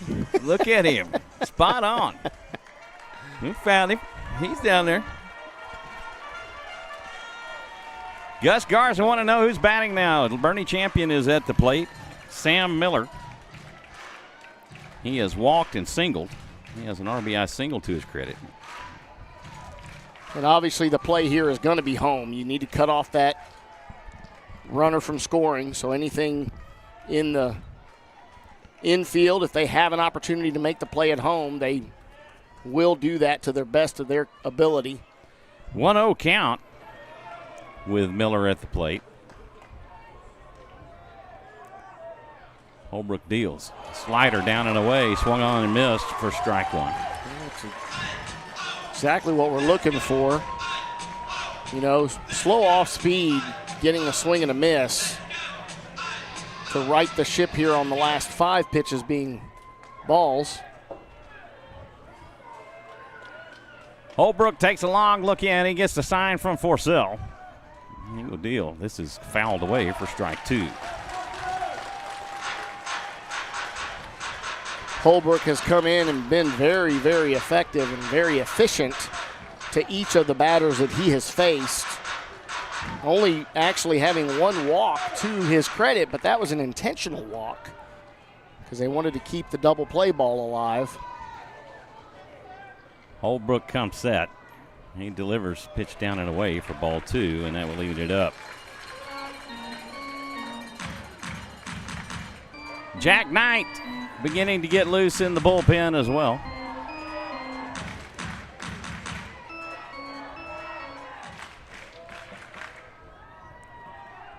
The 2-2 pitch. This is cut on and hit over the third. Gonzalez will throw home for the force. Wow. And he gets him. Wow. What an effort play by Xander Forcell. Wow, wow, Boom. wow. Boom. Again. He lays out for the throw from Salazar that goes to the first base side of the plate. Keeps his foot, the toe of his foot, on the plate to get the force at home. I mean, it was almost like his toe was nailed to the plate. He was not going to let that slide at all for there to be any question. That'll go 5-2 on the put out, a ball on the fielder's choice by Sam Miller. And again, Coach Harris is already directing his outfield, knowing that there's a lot of power in the bat of Grant Kinsel, but a double play ball now is all that is needed. Oh, they're going to bring in a pinch runner. That'll be Matthew Booth is looking to check in for number 20, Sam Miller, who was on due to a walk. Booth pitched yesterday. Yes. He was the starting pitcher for Champion yesterday. Number 20, Sam Miller.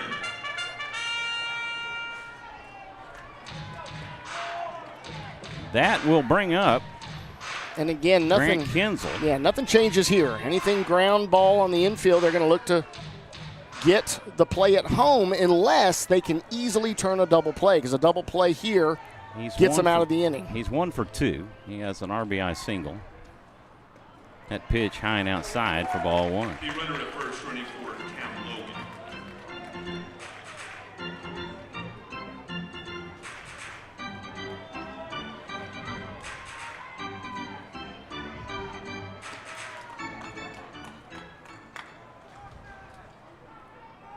Holbrook will deal. Swing and a miss for strike 1.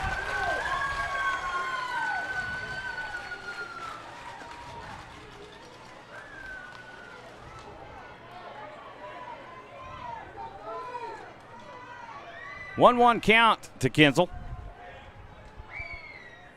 Quinn Grable on deck. And a 1-1 pitch. This is hit out to right center. This will go to the fence. That is going to score Everybody. 3, and that will be a 3-run RBI double for Kinsel.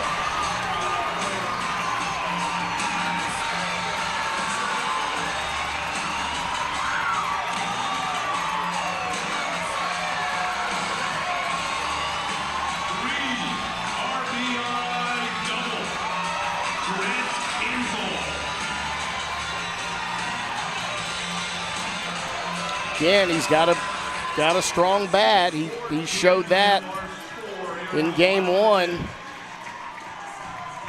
coming in as a pinch hitter. At the plate now, number 2, Quinn Grable. Quinn Grable, he is 0 for 1. He has walked and grounded to short.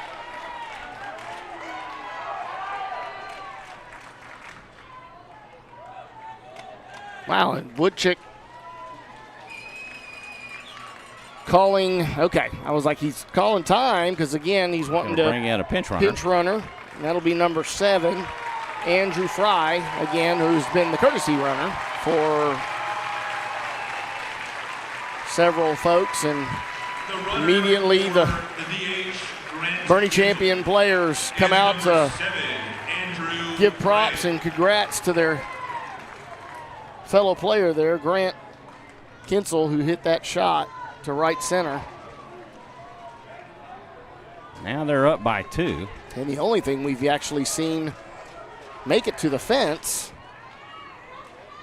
in the last couple of games. Well, no, Caputo hit one that went down to the fence. Down the left field side, and that goes. Foul. Oh, he called that foul? Yeah.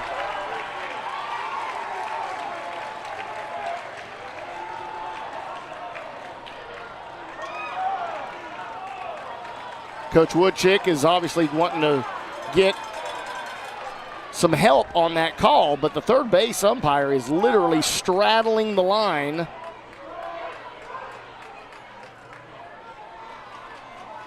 He's straddling the line to make that call foul or fair, and honestly, he actually takes away the vision of the home plate umpire. So the home plate umpire has no call in that situation when you have 4 umpires here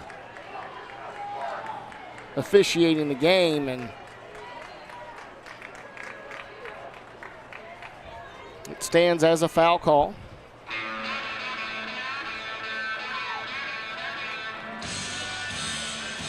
Yeah, there's no discussion on it, so. Yeah, I mean, I think that was exactly what he said. He looked at Coach Woodchick, is like, hey, he's right there. I have to. Well, the Raiders are going to have another big comeback inning.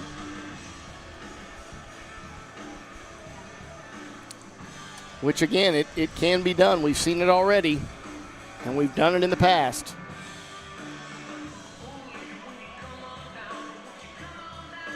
And now Nathan we do Bergman comes on in relief of Dalton Holbrook. He is the 5th Raider pitcher.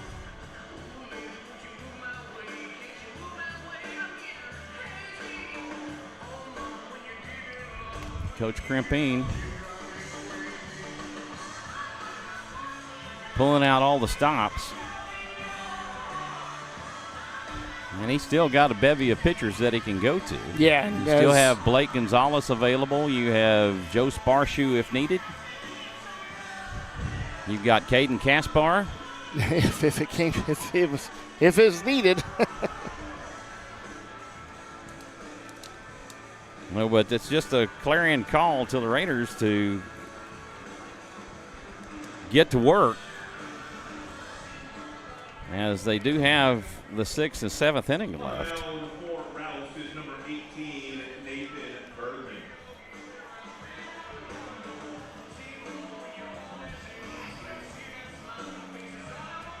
Yeah, and again, we still have Nolan Harris. That's right, Sarah. It's not over until it's over, and it's not over. The Raiders definitely have a lot of offensive power. They just got to nail down this pitching, and which is not bad pitching per se. You did have a hit batter that came in to score. A walk. And fielder's choice. So 2 of those that scored in that were hit batter and a walk. Put on due to something that you cannot defend against. Yeah. Sam Miller got hit in the head. Evan Cool. Evan Cool got hit in the head. Cool got hit, and then Sam Miller was walked. And the only one that actually got on with a hit of those first 3 batters was, in fact, Jordan Ballin.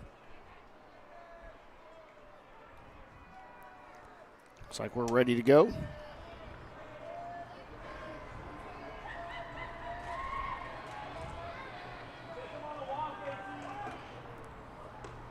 Bergman deals high for ball 1.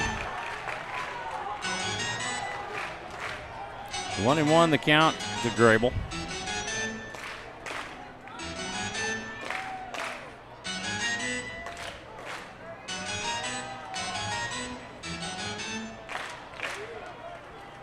He steps off to reset. And you could still use Gonzalez, and since he is the designated hitter at this point. So he's still in play.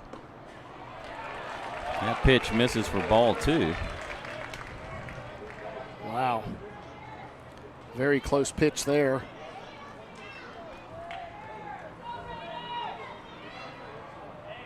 And the momentum has swung back toward Champion.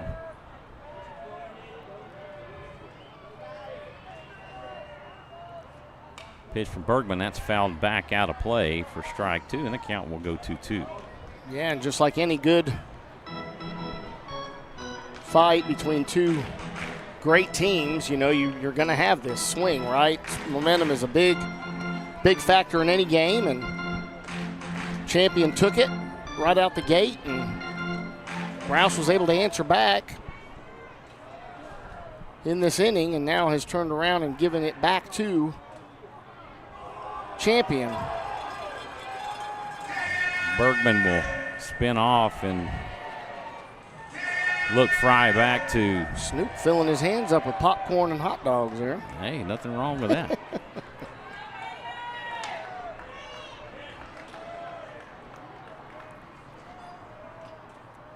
Bergman comes set. He'll come home. It's high for ball 3. And the count goes full.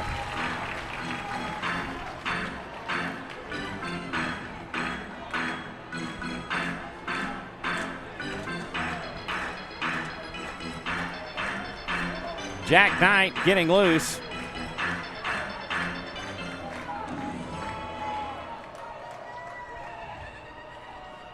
Payoff pitch coming up. That's high and inside for ball 4. And Grable will draw his second walk. Runners at first and second for Jared Wingo. Wingo is 0 for 2. He is grounded to short.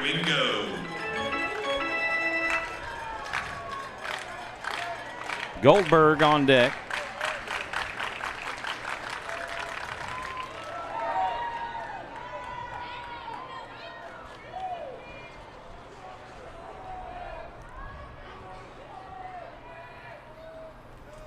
First pitch, this one is popped up and fouled back out of play. You know, and again, 1 out. We still now, with runners at first and second, have the double play very much alive here. The defense is looking for that opportunity. It's really just with, again, walks and hit batters and a couple of hits. Not much really keeping the defense alive and into the game. Breaking ball.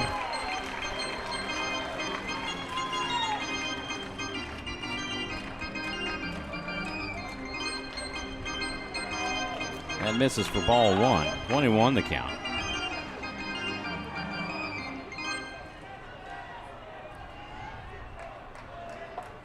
Bergman has the sign. Heinrich heads over to second. Bergman holds off, and Wingo will call time. Yeah, and Rayner sneaking in behind, looking to hopefully get a possible pick play there, but Bergman focusing his efforts at the batter.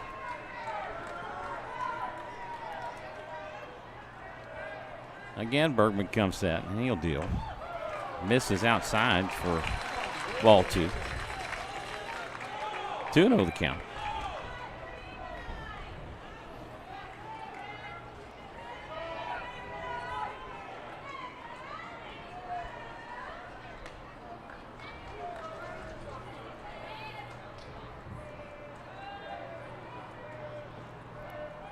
A 2-1 pitch. Fastball. This is pop and possibly in play. Possible in play, but it is going to go into the stands.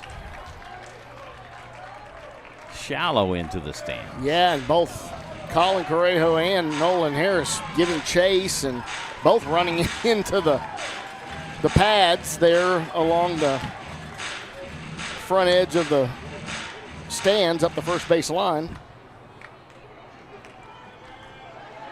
But that is strike 2 nonetheless.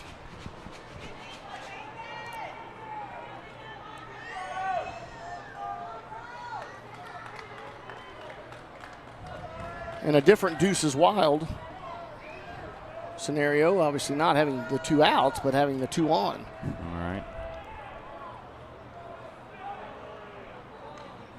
He foul tips this one to stay alive. Great pitch. Good foul there. Mason saying, let's go Bergenator. Bergenator. Right. Bergenator, that's a new one. That is a new one. I like that. Can we call him the Bregmanator? The Bregmanator. Yeah, he's he gives me grief every time I call him that because, again, he is a huge Dodgers fan and does not care for the Astros at all.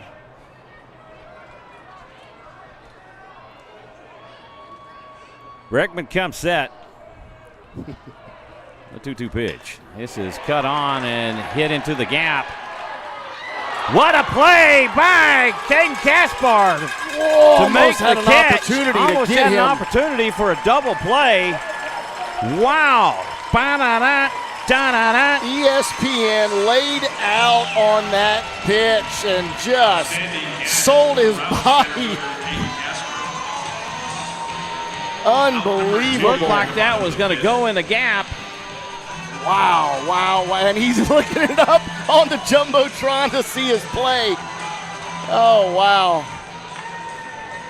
At the plate now for champion catcher, number 10, Gage. Yeah, that ball was just hit in almost no man's land there. As Caden able to just run and get an opportunity to lay out on that catch. Bregman has the sign. He will deal to Goldberg, and he will get rung up on the strike. As he check did swing. go around. Yeah, check swing that immediately was asked upon by Xander to the first base umpire, but home plate said no, he went around. We're going to call it a strike here. Goldberg has struck out and reached on an error on that wild throw by Joe Sparshoe.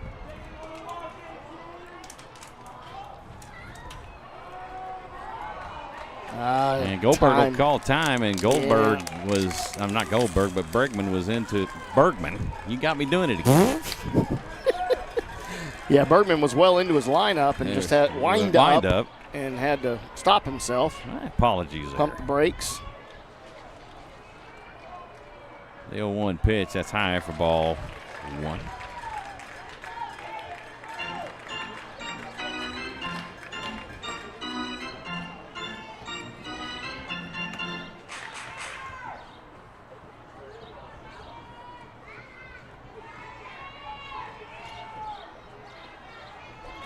One count to Goldberg. The pitch. This is cut on and hit out to Mikey Caputo in left, and he'll make the catch, and that will end it for Champion. But they get 3 runs on 2 hits, and they leave 2. Rouse 4, the Chargers 6. On to the 6th we go. Raiders trail by 2. Extremely, extremely exciting game here, and again, having a quick powwow are the Raiders players just to, again, it worked well in the 5th to get hyped up and excited and get back in this game mentally. I mean, it's just a lot of ups and downs here as they were down by 3, up by 1, now down again by 2, and it's just a good heavyweight bout here as the momentum just keeps changing sides.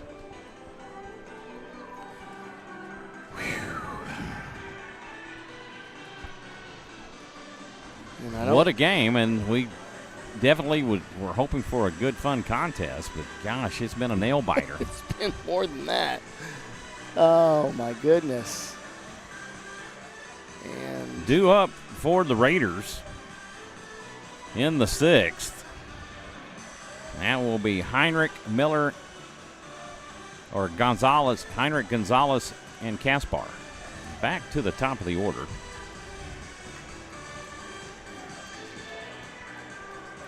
And Hayden Smith back out to pitch the 6th. Did go ahead real quick and check, and we do have the 2 final games that started at 1 o'clock in Regions 1 and Region 2.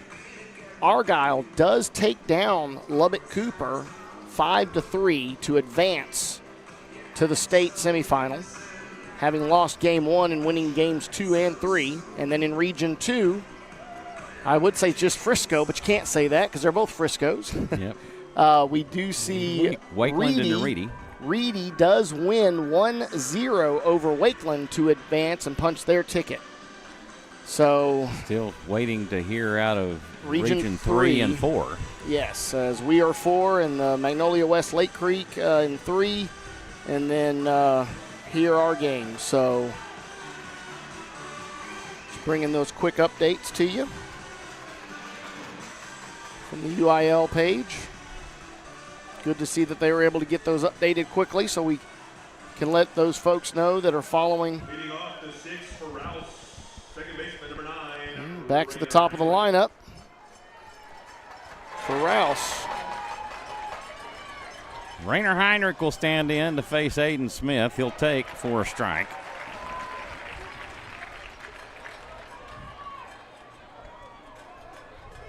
Of course, Aiden having a very lengthy wait there. And that will hit him on the hip. And the Raiders have their lead off aboard. Dustin Wilson letting us know Magnolia West beat Lake Creek 6-2. Okay, well, there you go. So we're waiting on 3 of the 4 are finalized. Region 4, and this game is the last game to determine the state tournament series, and Heinrich is down. He took that off the hip bone, honestly, yeah, and you know he's in a bit of pain. He's an extremely tough guy, is Rainer Heinrich, and that popped him in the hip. And you got to figure that's that spot. There's not a lot of flesh, you know, if he gets hit in the bone. And they are actually going to go ahead and bring in Dawson Snow to run for Rainer Heinrich. Let him walk that out so he can get back in. Yeah, defense. Play his defense. And Dawson Snow running at first. Will 21, Dawson Snow. Pinch run for Rainer Heinrich. So the winner of this game will face Frisco Reedy. Yes. In out of the state semifinal. 2, as 1 faces 3 and 2 faces 4, and we're in the process of talking. Low pitch for strike 1. And called strike, much to the dismay of the Rouse faithful. Smith will deal. This is fouled off for strike 2. At the plate for the Raiders is yeah, great off-speed pitch there. Change-up. 0-2 the count to Gonzo. Caden Kaspar on deck. On the Circle K on deck circle. That pitch outside for ball 1.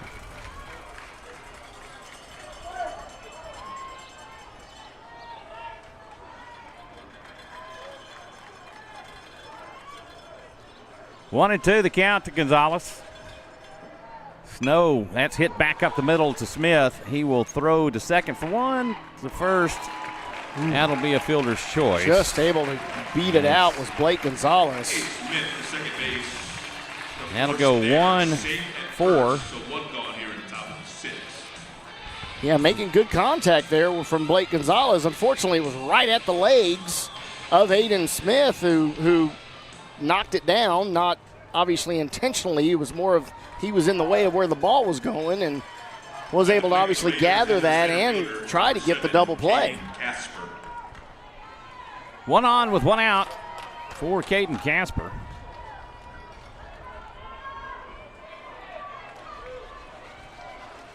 Oscar Salazar on deck.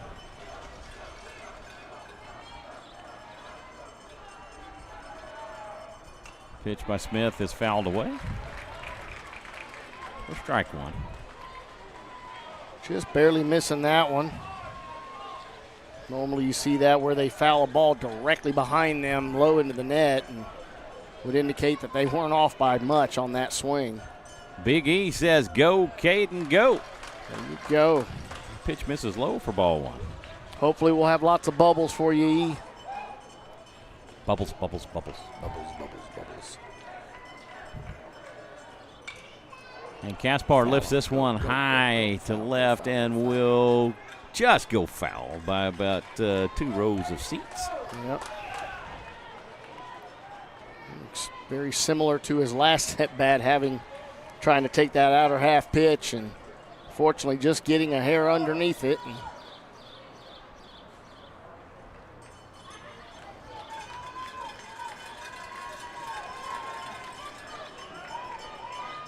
1-2 the count to Kaspar. Snow staying close to the bag at first. Yeah, Kaspar able to hold his swing. He checked it very well. And of course, Bernie not happy with that, but he definitely checked. Woodchick not happy, as he's barking at home plate umpire a lot. Everybody fired up here.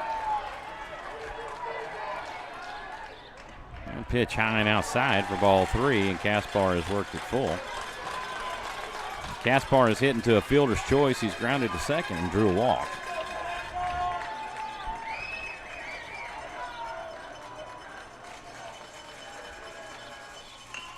And Kaspar will hit this one back up the middle. Ballin has it. He'll step on one. And he'll beat it out.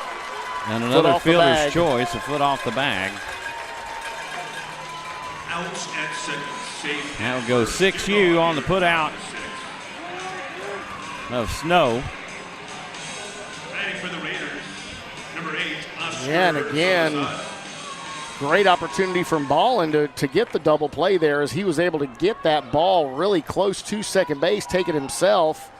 Obviously quick to make the first out in the possible double play, but a little off the path was the throw. Kaspar takes off to second, and Goldberg loses grip on the transition.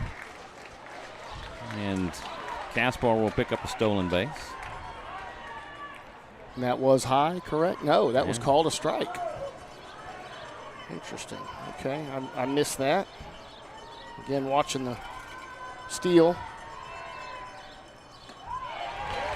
Salazar will take on the outside corner for strike 2. You know, one here goes a long way if they're able to gather at least a 1 run and get a little closer. Salazar hits this one out to right. Wingo able to get to it, and that will, or say Wingo, Logan. Cam Logan gets to it. Fly out to right, and the Raiders will strand one. After 5.5, it's 6-4 Bernie. Bernie champion, let's just say champion. I know I don't like us being called Leander Rouse. I like it just being Rouse, so I'll give them the same courtesy and call them champion. Nathan Bergman makes his way out to pitch the 6th. No defensive changes as of yet, and Rainer Heinrich jogs out to second, so it looks like he's unaffected by the plunk on the hip. Yeah, moving well, but he's still pumping them legs, so it's going to leave a mark. You know, he'll take it if he can scratch out a win here. Of course, down to our last 3 outs as an opportunity, and we will be in the middle of the lineup. Due up for champion Cortez, Ballin, and Cool. And the top of the order has been effective. Yeah, 9-1-2 as has Nick Cortez. You know, he's got him has an RBI single, and he's grounded to third. Does have that hit and did a lot of good fouls, you know, to stay alive in his last at bat. And Bergman is back out on the mound.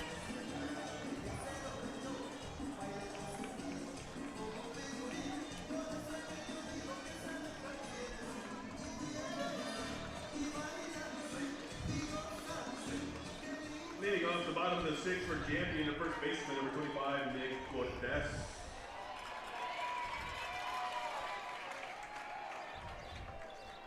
Jack Knight is getting loose again in the Raider bullpen. First pitch is check swing fouled. That he did make contact, and almost stayed fair up the first base line as Nolan gave chase, hoping to maybe try to grab it, but 0-1 the count to Cortez. Bergman from the windup and the pitch. Fastball down the middle for strike 2. Great pitch there from Nathan Bergman. Hopefully starting to find that rhythm here, and, you know, coming in a situation like this, extremely high stress. Curveball misses high for ball 1. Bergman, a senior for the Raiders.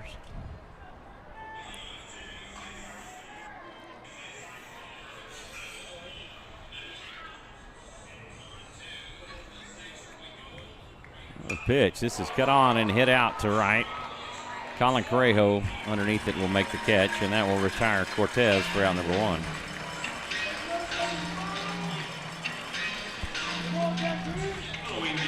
Now the bat boy has rolled his sleeves down, Jonathan. Did he? He worked on his tan long enough. Yeah, he's no longer doing it Goldberg style. That'll bring up Jordan Ballin. He is 2 for 2 with 2 singles and a walk, and he has scored twice. He will take for ball 1. Raiders have not been able to retire him this afternoon.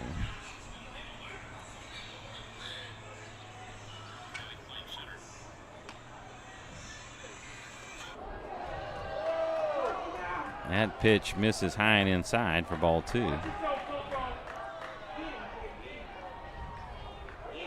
Well, you get some fans in the stands that kind of act like it's personal when the pitcher does that. It's not. Those guys are trying to do their job. Their coaches want them to do their job. They're not being personal and going after a batter. And is fouled back and out of play for strike 1. There's no retaliation here. I mean, obviously we're down. There's no reason we would want any additional base runners, especially with the speed of Ballin. Bregman will deal. This is cut on and hit deep to left, and that is going to go over Caputo's head, and Ballin will be in with a double.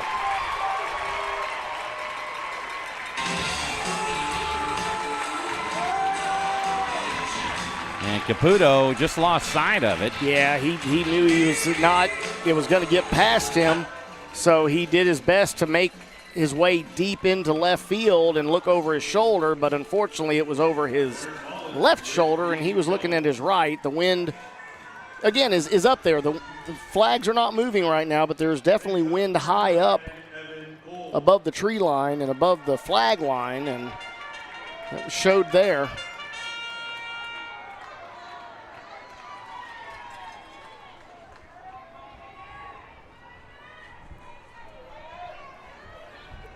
That'll bring up Evan Kuhl.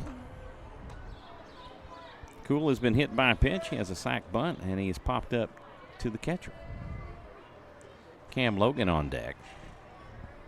And he will show bunt, and he will hit this one foul for strike 1. That's, Evan Kuhl, and again, looking to try to get that bunt laid down. And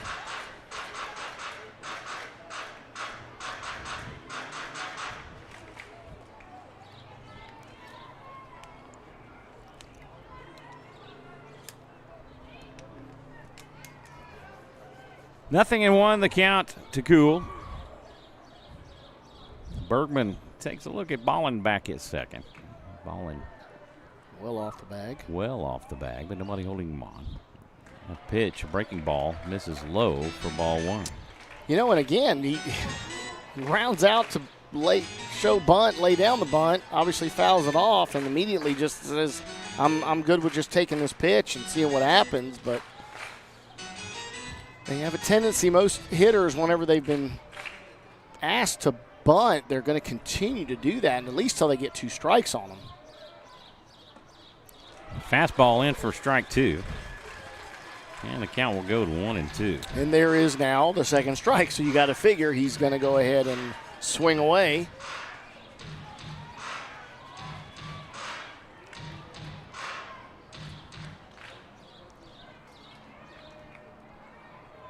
Bergman comes set. The 1-2 pitch, a breaking ball, misses outside for ball 2, and that will even it up. Xander doing a good job of keeping that ball in front of him there, so as to not allow Ballin to get 90 feet closer to another run. That 3 RBI double back in the 5th. My goodness.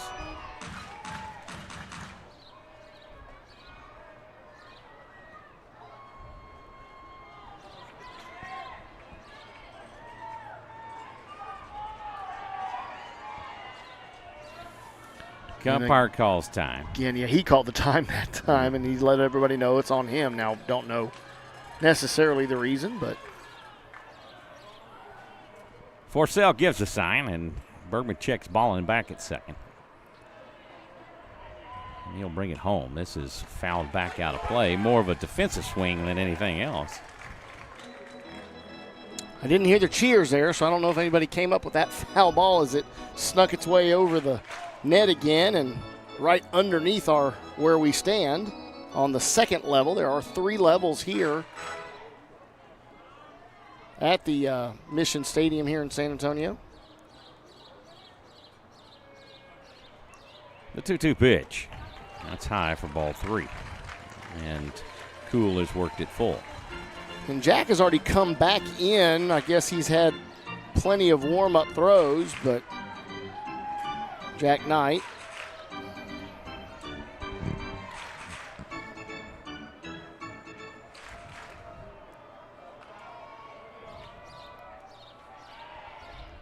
The payoff pitch that misses high for ball 4, and Kuhl will draw the walk. And that'll put 2 aboard. And out will come Jack Knight.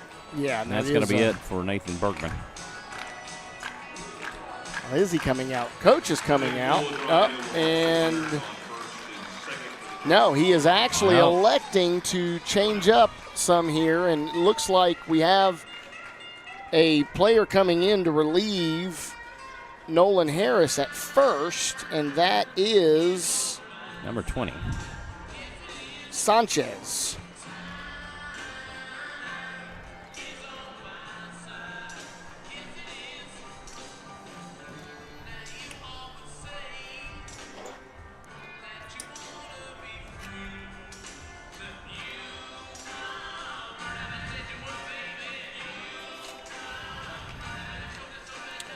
Number 20 is, again, Mr. Sanchez, Andrew Sanchez. Andrew Sanchez. DBU is whooping Oklahoma State. Hopefully Rouse wins soon, then time to watch Texas. That would be good. Let's hope Rouse does take care of this and they come back. Nolan Harris will come on in relief of Nathan Bergman.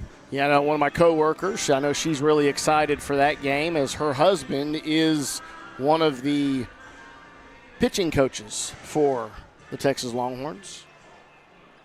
New pitching coach this year. Came over from Duke, actually. So, ties to the game all around the place. We still have a double play that can be put into effect here. Great option again for Coach Krimpine to turn to here in his senior hurler, Nolan Harris.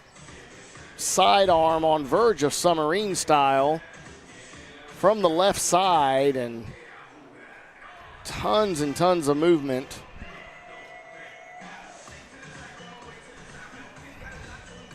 That he possesses, and this will be their first time of seeing Nolan Harris in this series, as he has not yet pitched. I do not believe. No, he has not pitched in this series. Yes, Colin went complete game, and then game 2 he did not come in. So. Yep.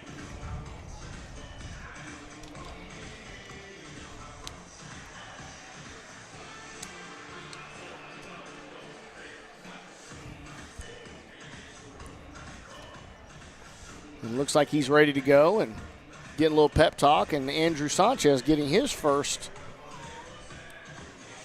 opportunity in this series as he did come in a pinch hitting spot.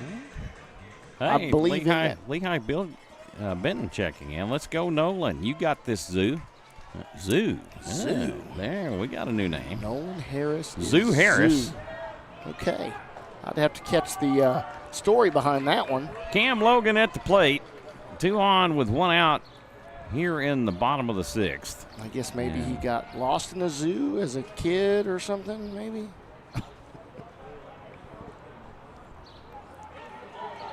The squeeze play on ESPN Plus is fantastic for college baseball. We have had a squeeze on this one. Yes, we have. Suicide squeeze that Bernie Champion was able to score. Laid down very well as the guy that started the bunt got on safely. Logan will take for ball one, a slider in, Zoo Tiger.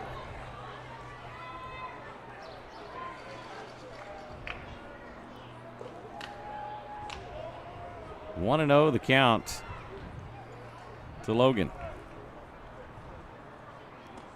That pitch in for a strike. Yeah, great pitch there. That again, that just really looks like it's going to be on the outer half and breaks crisply over the plate and catches a lot of that. Yeah, one of the things you won't probably ever say about Nolan Harris and his pitching, he didn't have any mustard on that. Oh, he's not going to blow it by you. He's not going to throw gas at you. He is going to lull you to sleep. That'll bounce away from Xander Forcell, and the runners will advance on the wild pitch. Man, that was wild. It almost like it, I don't know where it hit, but it took a really high hop, almost like it hit a and the bad thing about that, it just took away the double play. Yes, it did. Yes, it did. But it was weird. I mean, it didn't hit the plate. It hit well in front as it was off the plate, but it almost like it hit a wall, some kind of indention in the ground. And he's going to show bunt, and they put the suicide squeeze on again. That will score one. The throw to first will not be in time. But Logan may have twisted his ankle on the RBI single.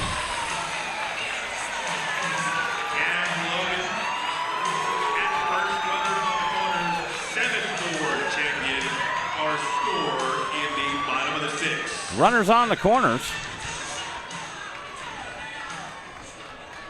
Got to force that defense to make a good play. Yeah, that was again one of those same style that with the speed was able to do. The speed that Ballin has, either him or Cool on third, you can have those guys do that. Yeah, right? and it's a strong bunt. I know there's other terminology for it, but ultimately he's hitting it, pushing it as he push bunt that gets past the pitcher, which cuts his ability to be able to get the play at home. Again, they got the squeeze on, and that pitch swung on and missed for strike one.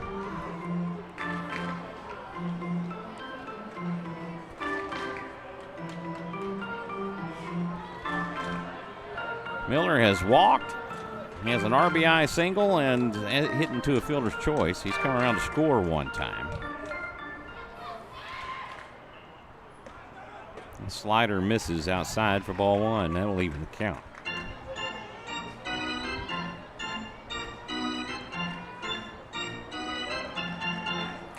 What Cam Logan quite a ways down the line coming from third, but Oscar's also well up the line. And he will bunt this one. And nobody is going to be at Sanchez did not cover the bag, and Harris had nowhere to go with it. And they put another run across. And that's going to be it for Nolan Harris, most likely. And now he's going to make his move to Jack Knight, and I would suspect that we would see Nolan make his way back over to first. And the exit of Andrew Sanchez.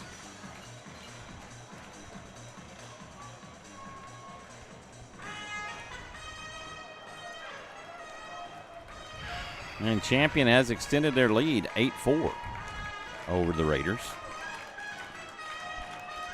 As Sam Miller will have an RBI single.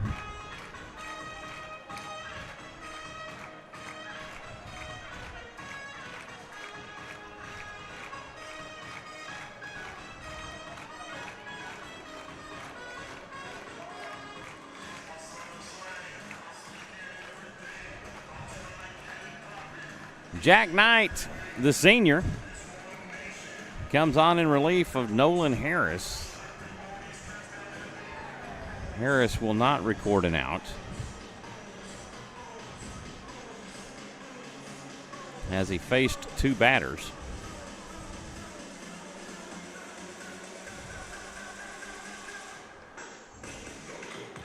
This is game 3, so there would not be another game. He went asking what time would the game be tomorrow if the score holds. This is it. The winner of this punches their ticket to the Dale Diamond next week for the state tournament, where Frisco Reedy awaits the winner of this game.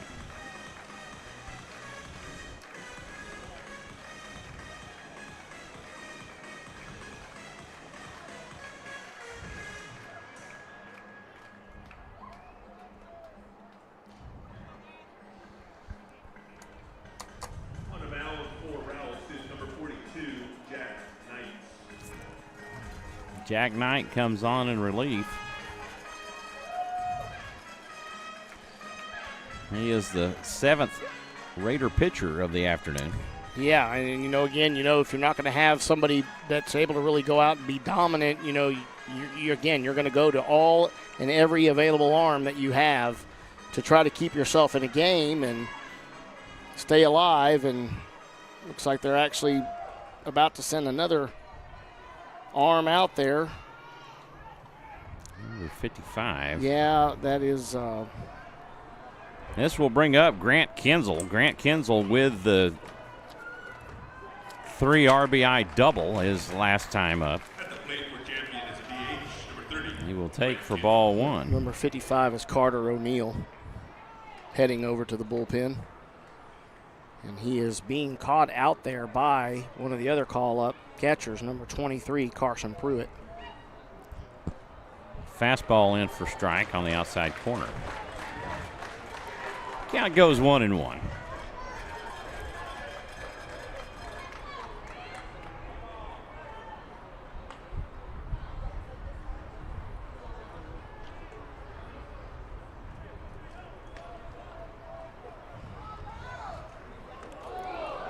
Oh, that was a wild pitch, but Again, once again, you Forsell hear able everybody to going, play whoa, whoa, like it's intentional. So 2-1 the count to Kinzel.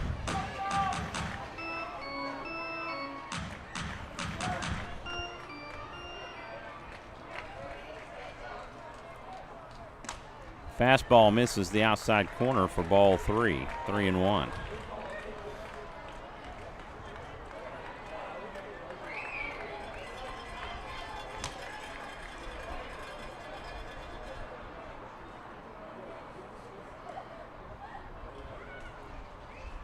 Swing and a miss as he chases a ball up out of the zone. yeah, a little high heat action there from Jack Knight. Full count. Knight from the stretch. This is cut on and will stay fair. And no play to be made on a slow rolling. It wasn't even a bunt. Now It was a swing away. Power bunt. That was And just in wow. the exact perfect spot, and Cinderella story stays alive here in Bernie Champion, right? Well, all things have been working in Bernie's favor so far today. That will bring up the second baseman, Quinn Grable. But again, with 1 out, bases loaded, defense still playing in on the grass to cut out any kind of That pitch misses outside for a ball. hit to get the runner at home to, again, try to keep the lead to a minimum. Human says, let's go double play. Yes, please. Let's get a double play and get out of this inning.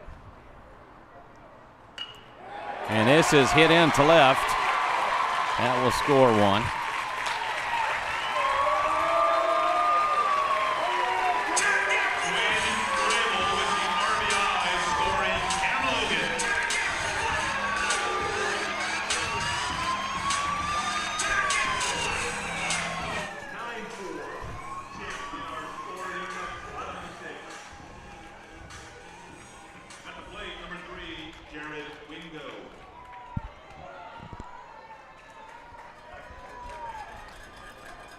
Jared Wingo will come to the plate.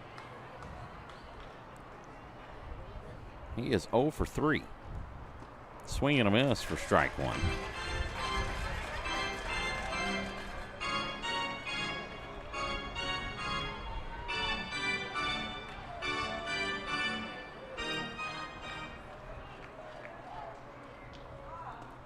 Fastball misses outside. For ball one. I'm leaving it up at one.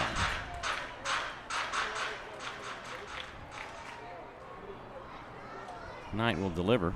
That's inside for ball two. You'd think he still has Blake Gonzalez available if necessary. Yeah, for sure. And, have not seen him going out there.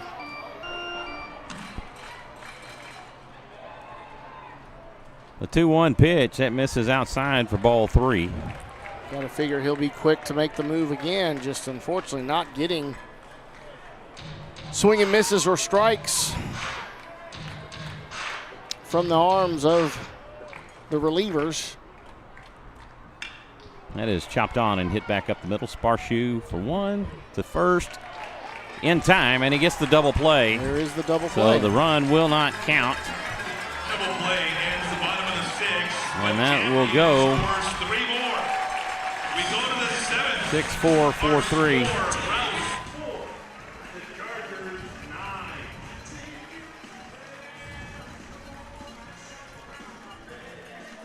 On to the seventh we go.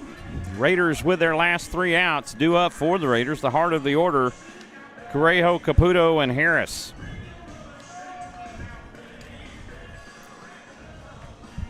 Want to give a shout out to the Georgetown Shirt Company and their sponsorship of Rouse Raider Baseball, as we are Georgetown and Austin's best resource for custom screen printing. Our professional print shop staff screen print thousands of garments every day, and we would like to put our expertise to work for you. Call us at 512-869-0979 or visit our website at georgetownshortcompany.com. I want to thank them for the fine playoff shirts that they have put together for us throughout the playoffs. Aiden Smith back out on the mound. Yeah, he's been doing a good job here, just trying to And Rowdy finish Miller the game out. is off the hook for the loss. Correct, off the hook. That does bring Schluter in for the loss for Rouse, as he was the pitcher of in the record. fifth. In the Sarah inning that says we did it before, we can do it again. Absolutely, we can, but For we're sure. down. We're down by 5. We've done it against Cedar Park. yes, we have. We were down by 6. Yes, we have. I mean, it's in these guys. We know that they're very capable of doing it, and It's like, guys, hey, we've done this before. We've been here before. yes, rally. We were down by 6 to Cedar Park And they put up 5 runs against yesterday. Aiden Smith, Yeah. the pitcher that's on the mound right On now. Friday night, yeah.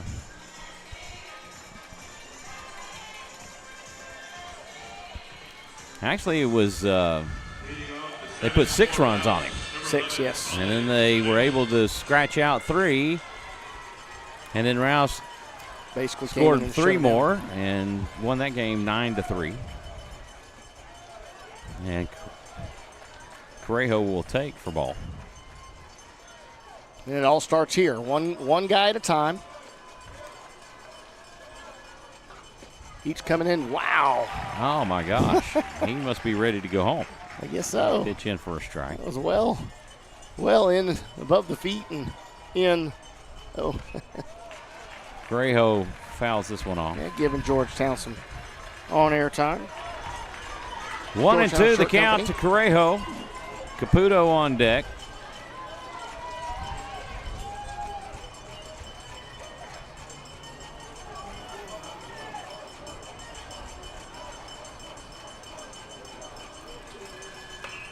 And Correjo turns on this one and sends it foul down the right field side and out of play.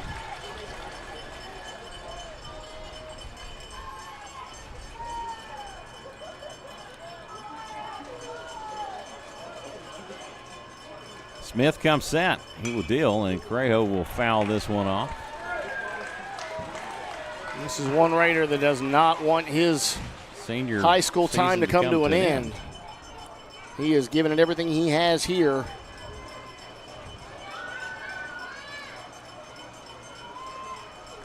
And pitch. This is fouled back out of play.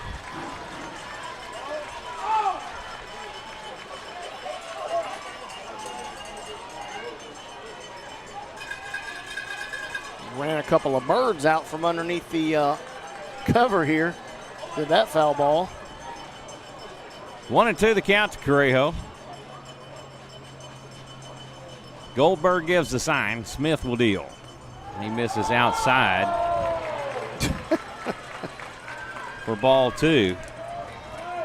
And that was probably more of a strike than the one that he called a strike earlier. Yeah. Which wasn't very close. That one. 2-2 the count to Correjo. And he will poke this one out into left field. He will round first and he will hold up. And again, one at a time, boys, one at a time.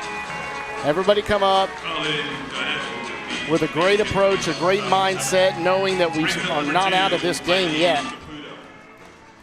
What a great hit by Colin Correjo, and it was just a poke, right? It was. I mean, again, just make contact, you know. You never know what can happen when you get a good barrel on the ball. Mikey Caputo will take first strike.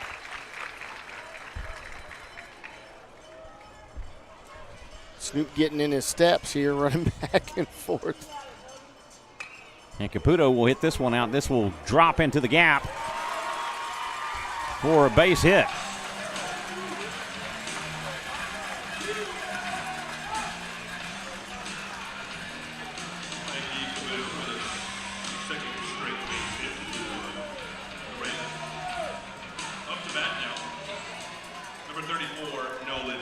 Nolan Harris has walked. He's popped up to short, and he has an RBI single, 2 RBI single to his credit. And he will put this one into an infield fly, and that will be an infield fly rule. As Grable tries to play it off as a, not getting the fly and letting it bounce to see if he could get the double play option, but no, to no avail. That's an automatic out.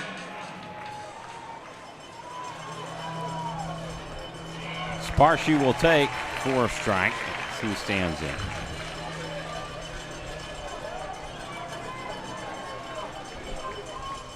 One pitch. That's down and away for ball 1.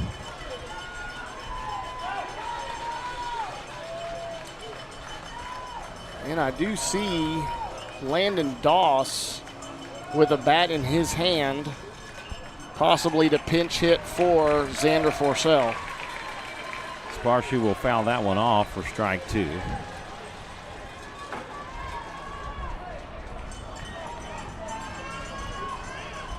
Two on with 1 out. That pitch down and away for ball 2. We're leaving it up.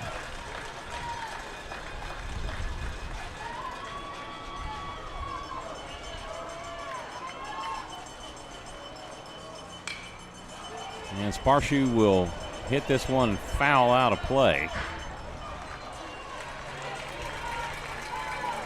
Great hustle by Nick Cortez to get over there, and they're wanting to put the exclamation point on this and punch their ticket. Raiders trying to scratch 5 runs out in this inning to stay in this contest.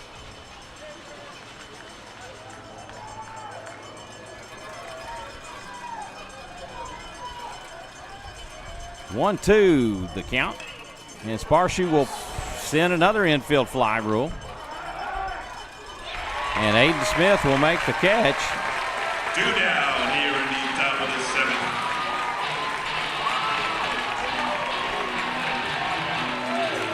And Raiders down to their final out. And Landon Doss will make his way to the plate. At the plate for Rouse, number 1, Landon Doss.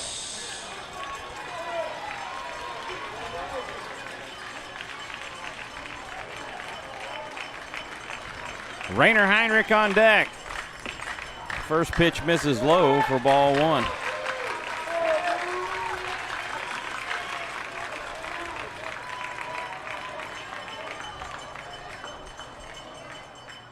And pitch high and outside for ball 2.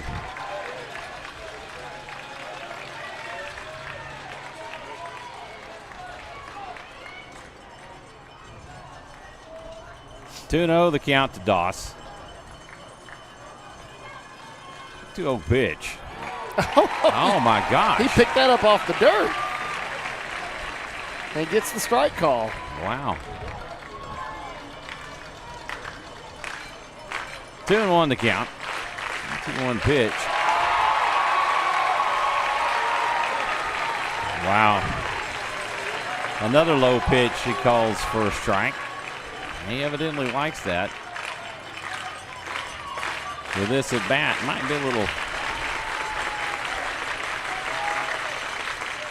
swing and a miss, and that will do it.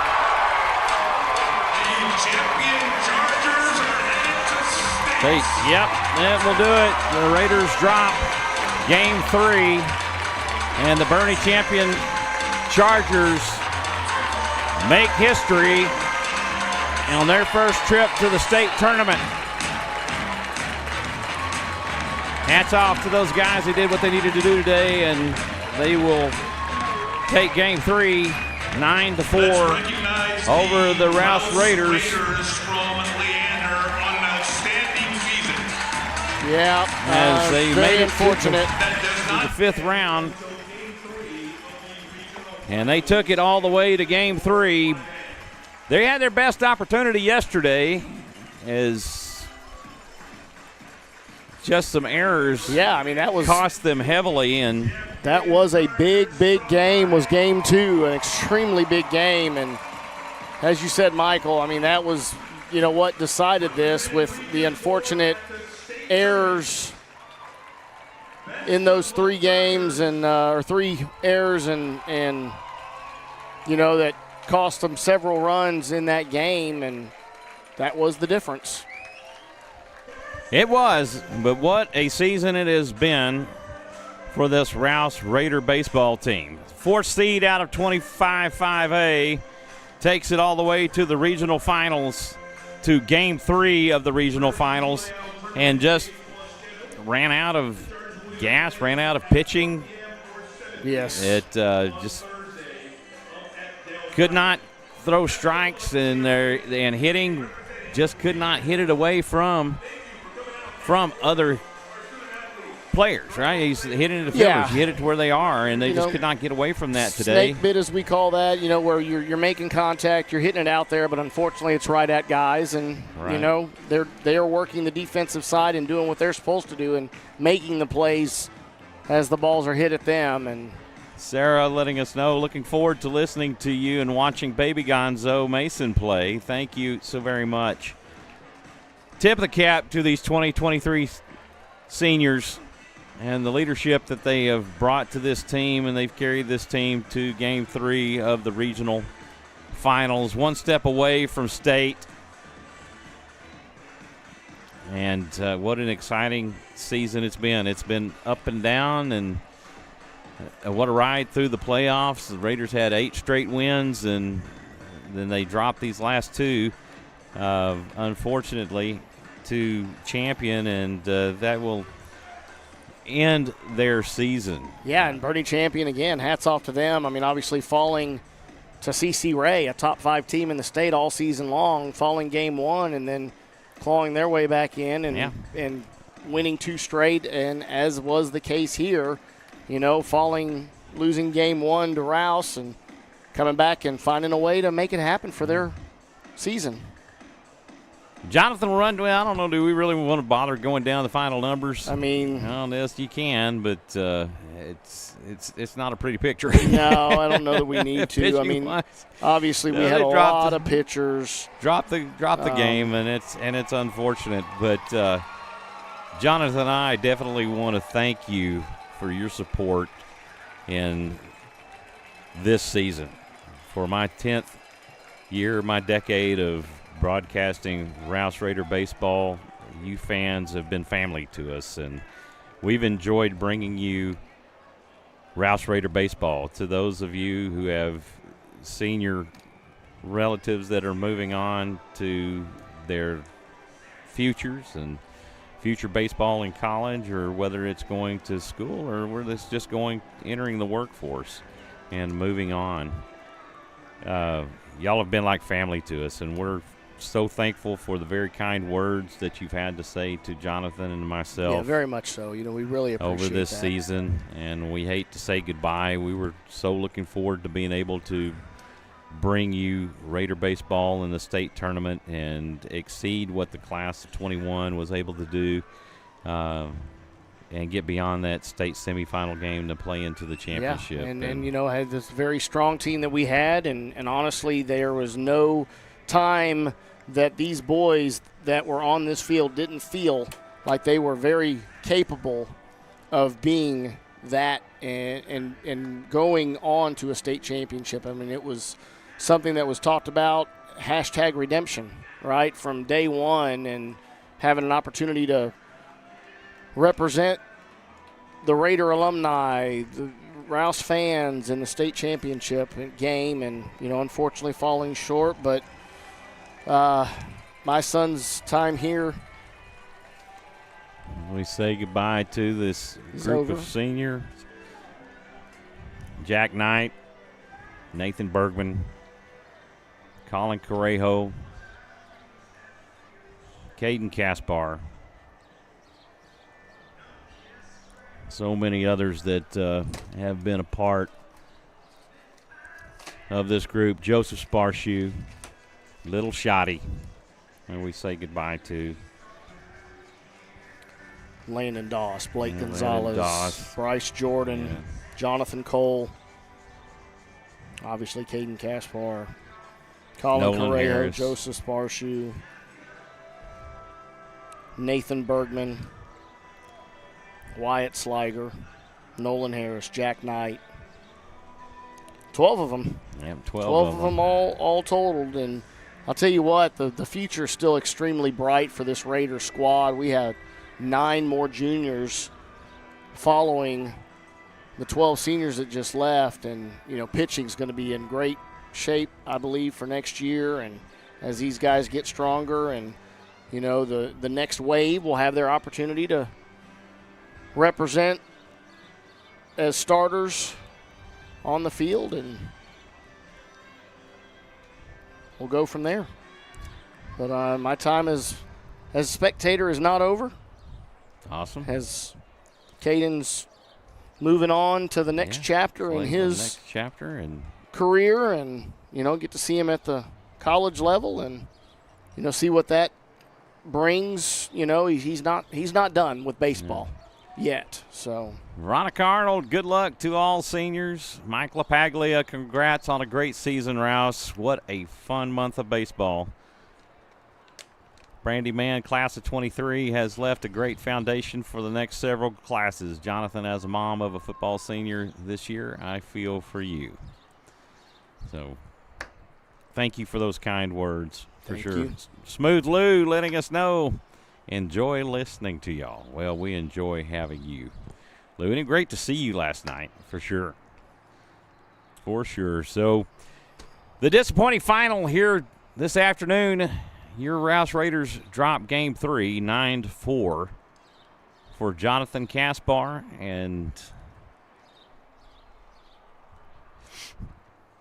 myself. And Ainsley Kaspar. We definitely want to thank you for tuning in and listening to Rouse Raider Baseball. Good afternoon, and God bless each and every one of you. I look forward to seeing you again next year. So until then, Goodbye, everybody. Goodbye.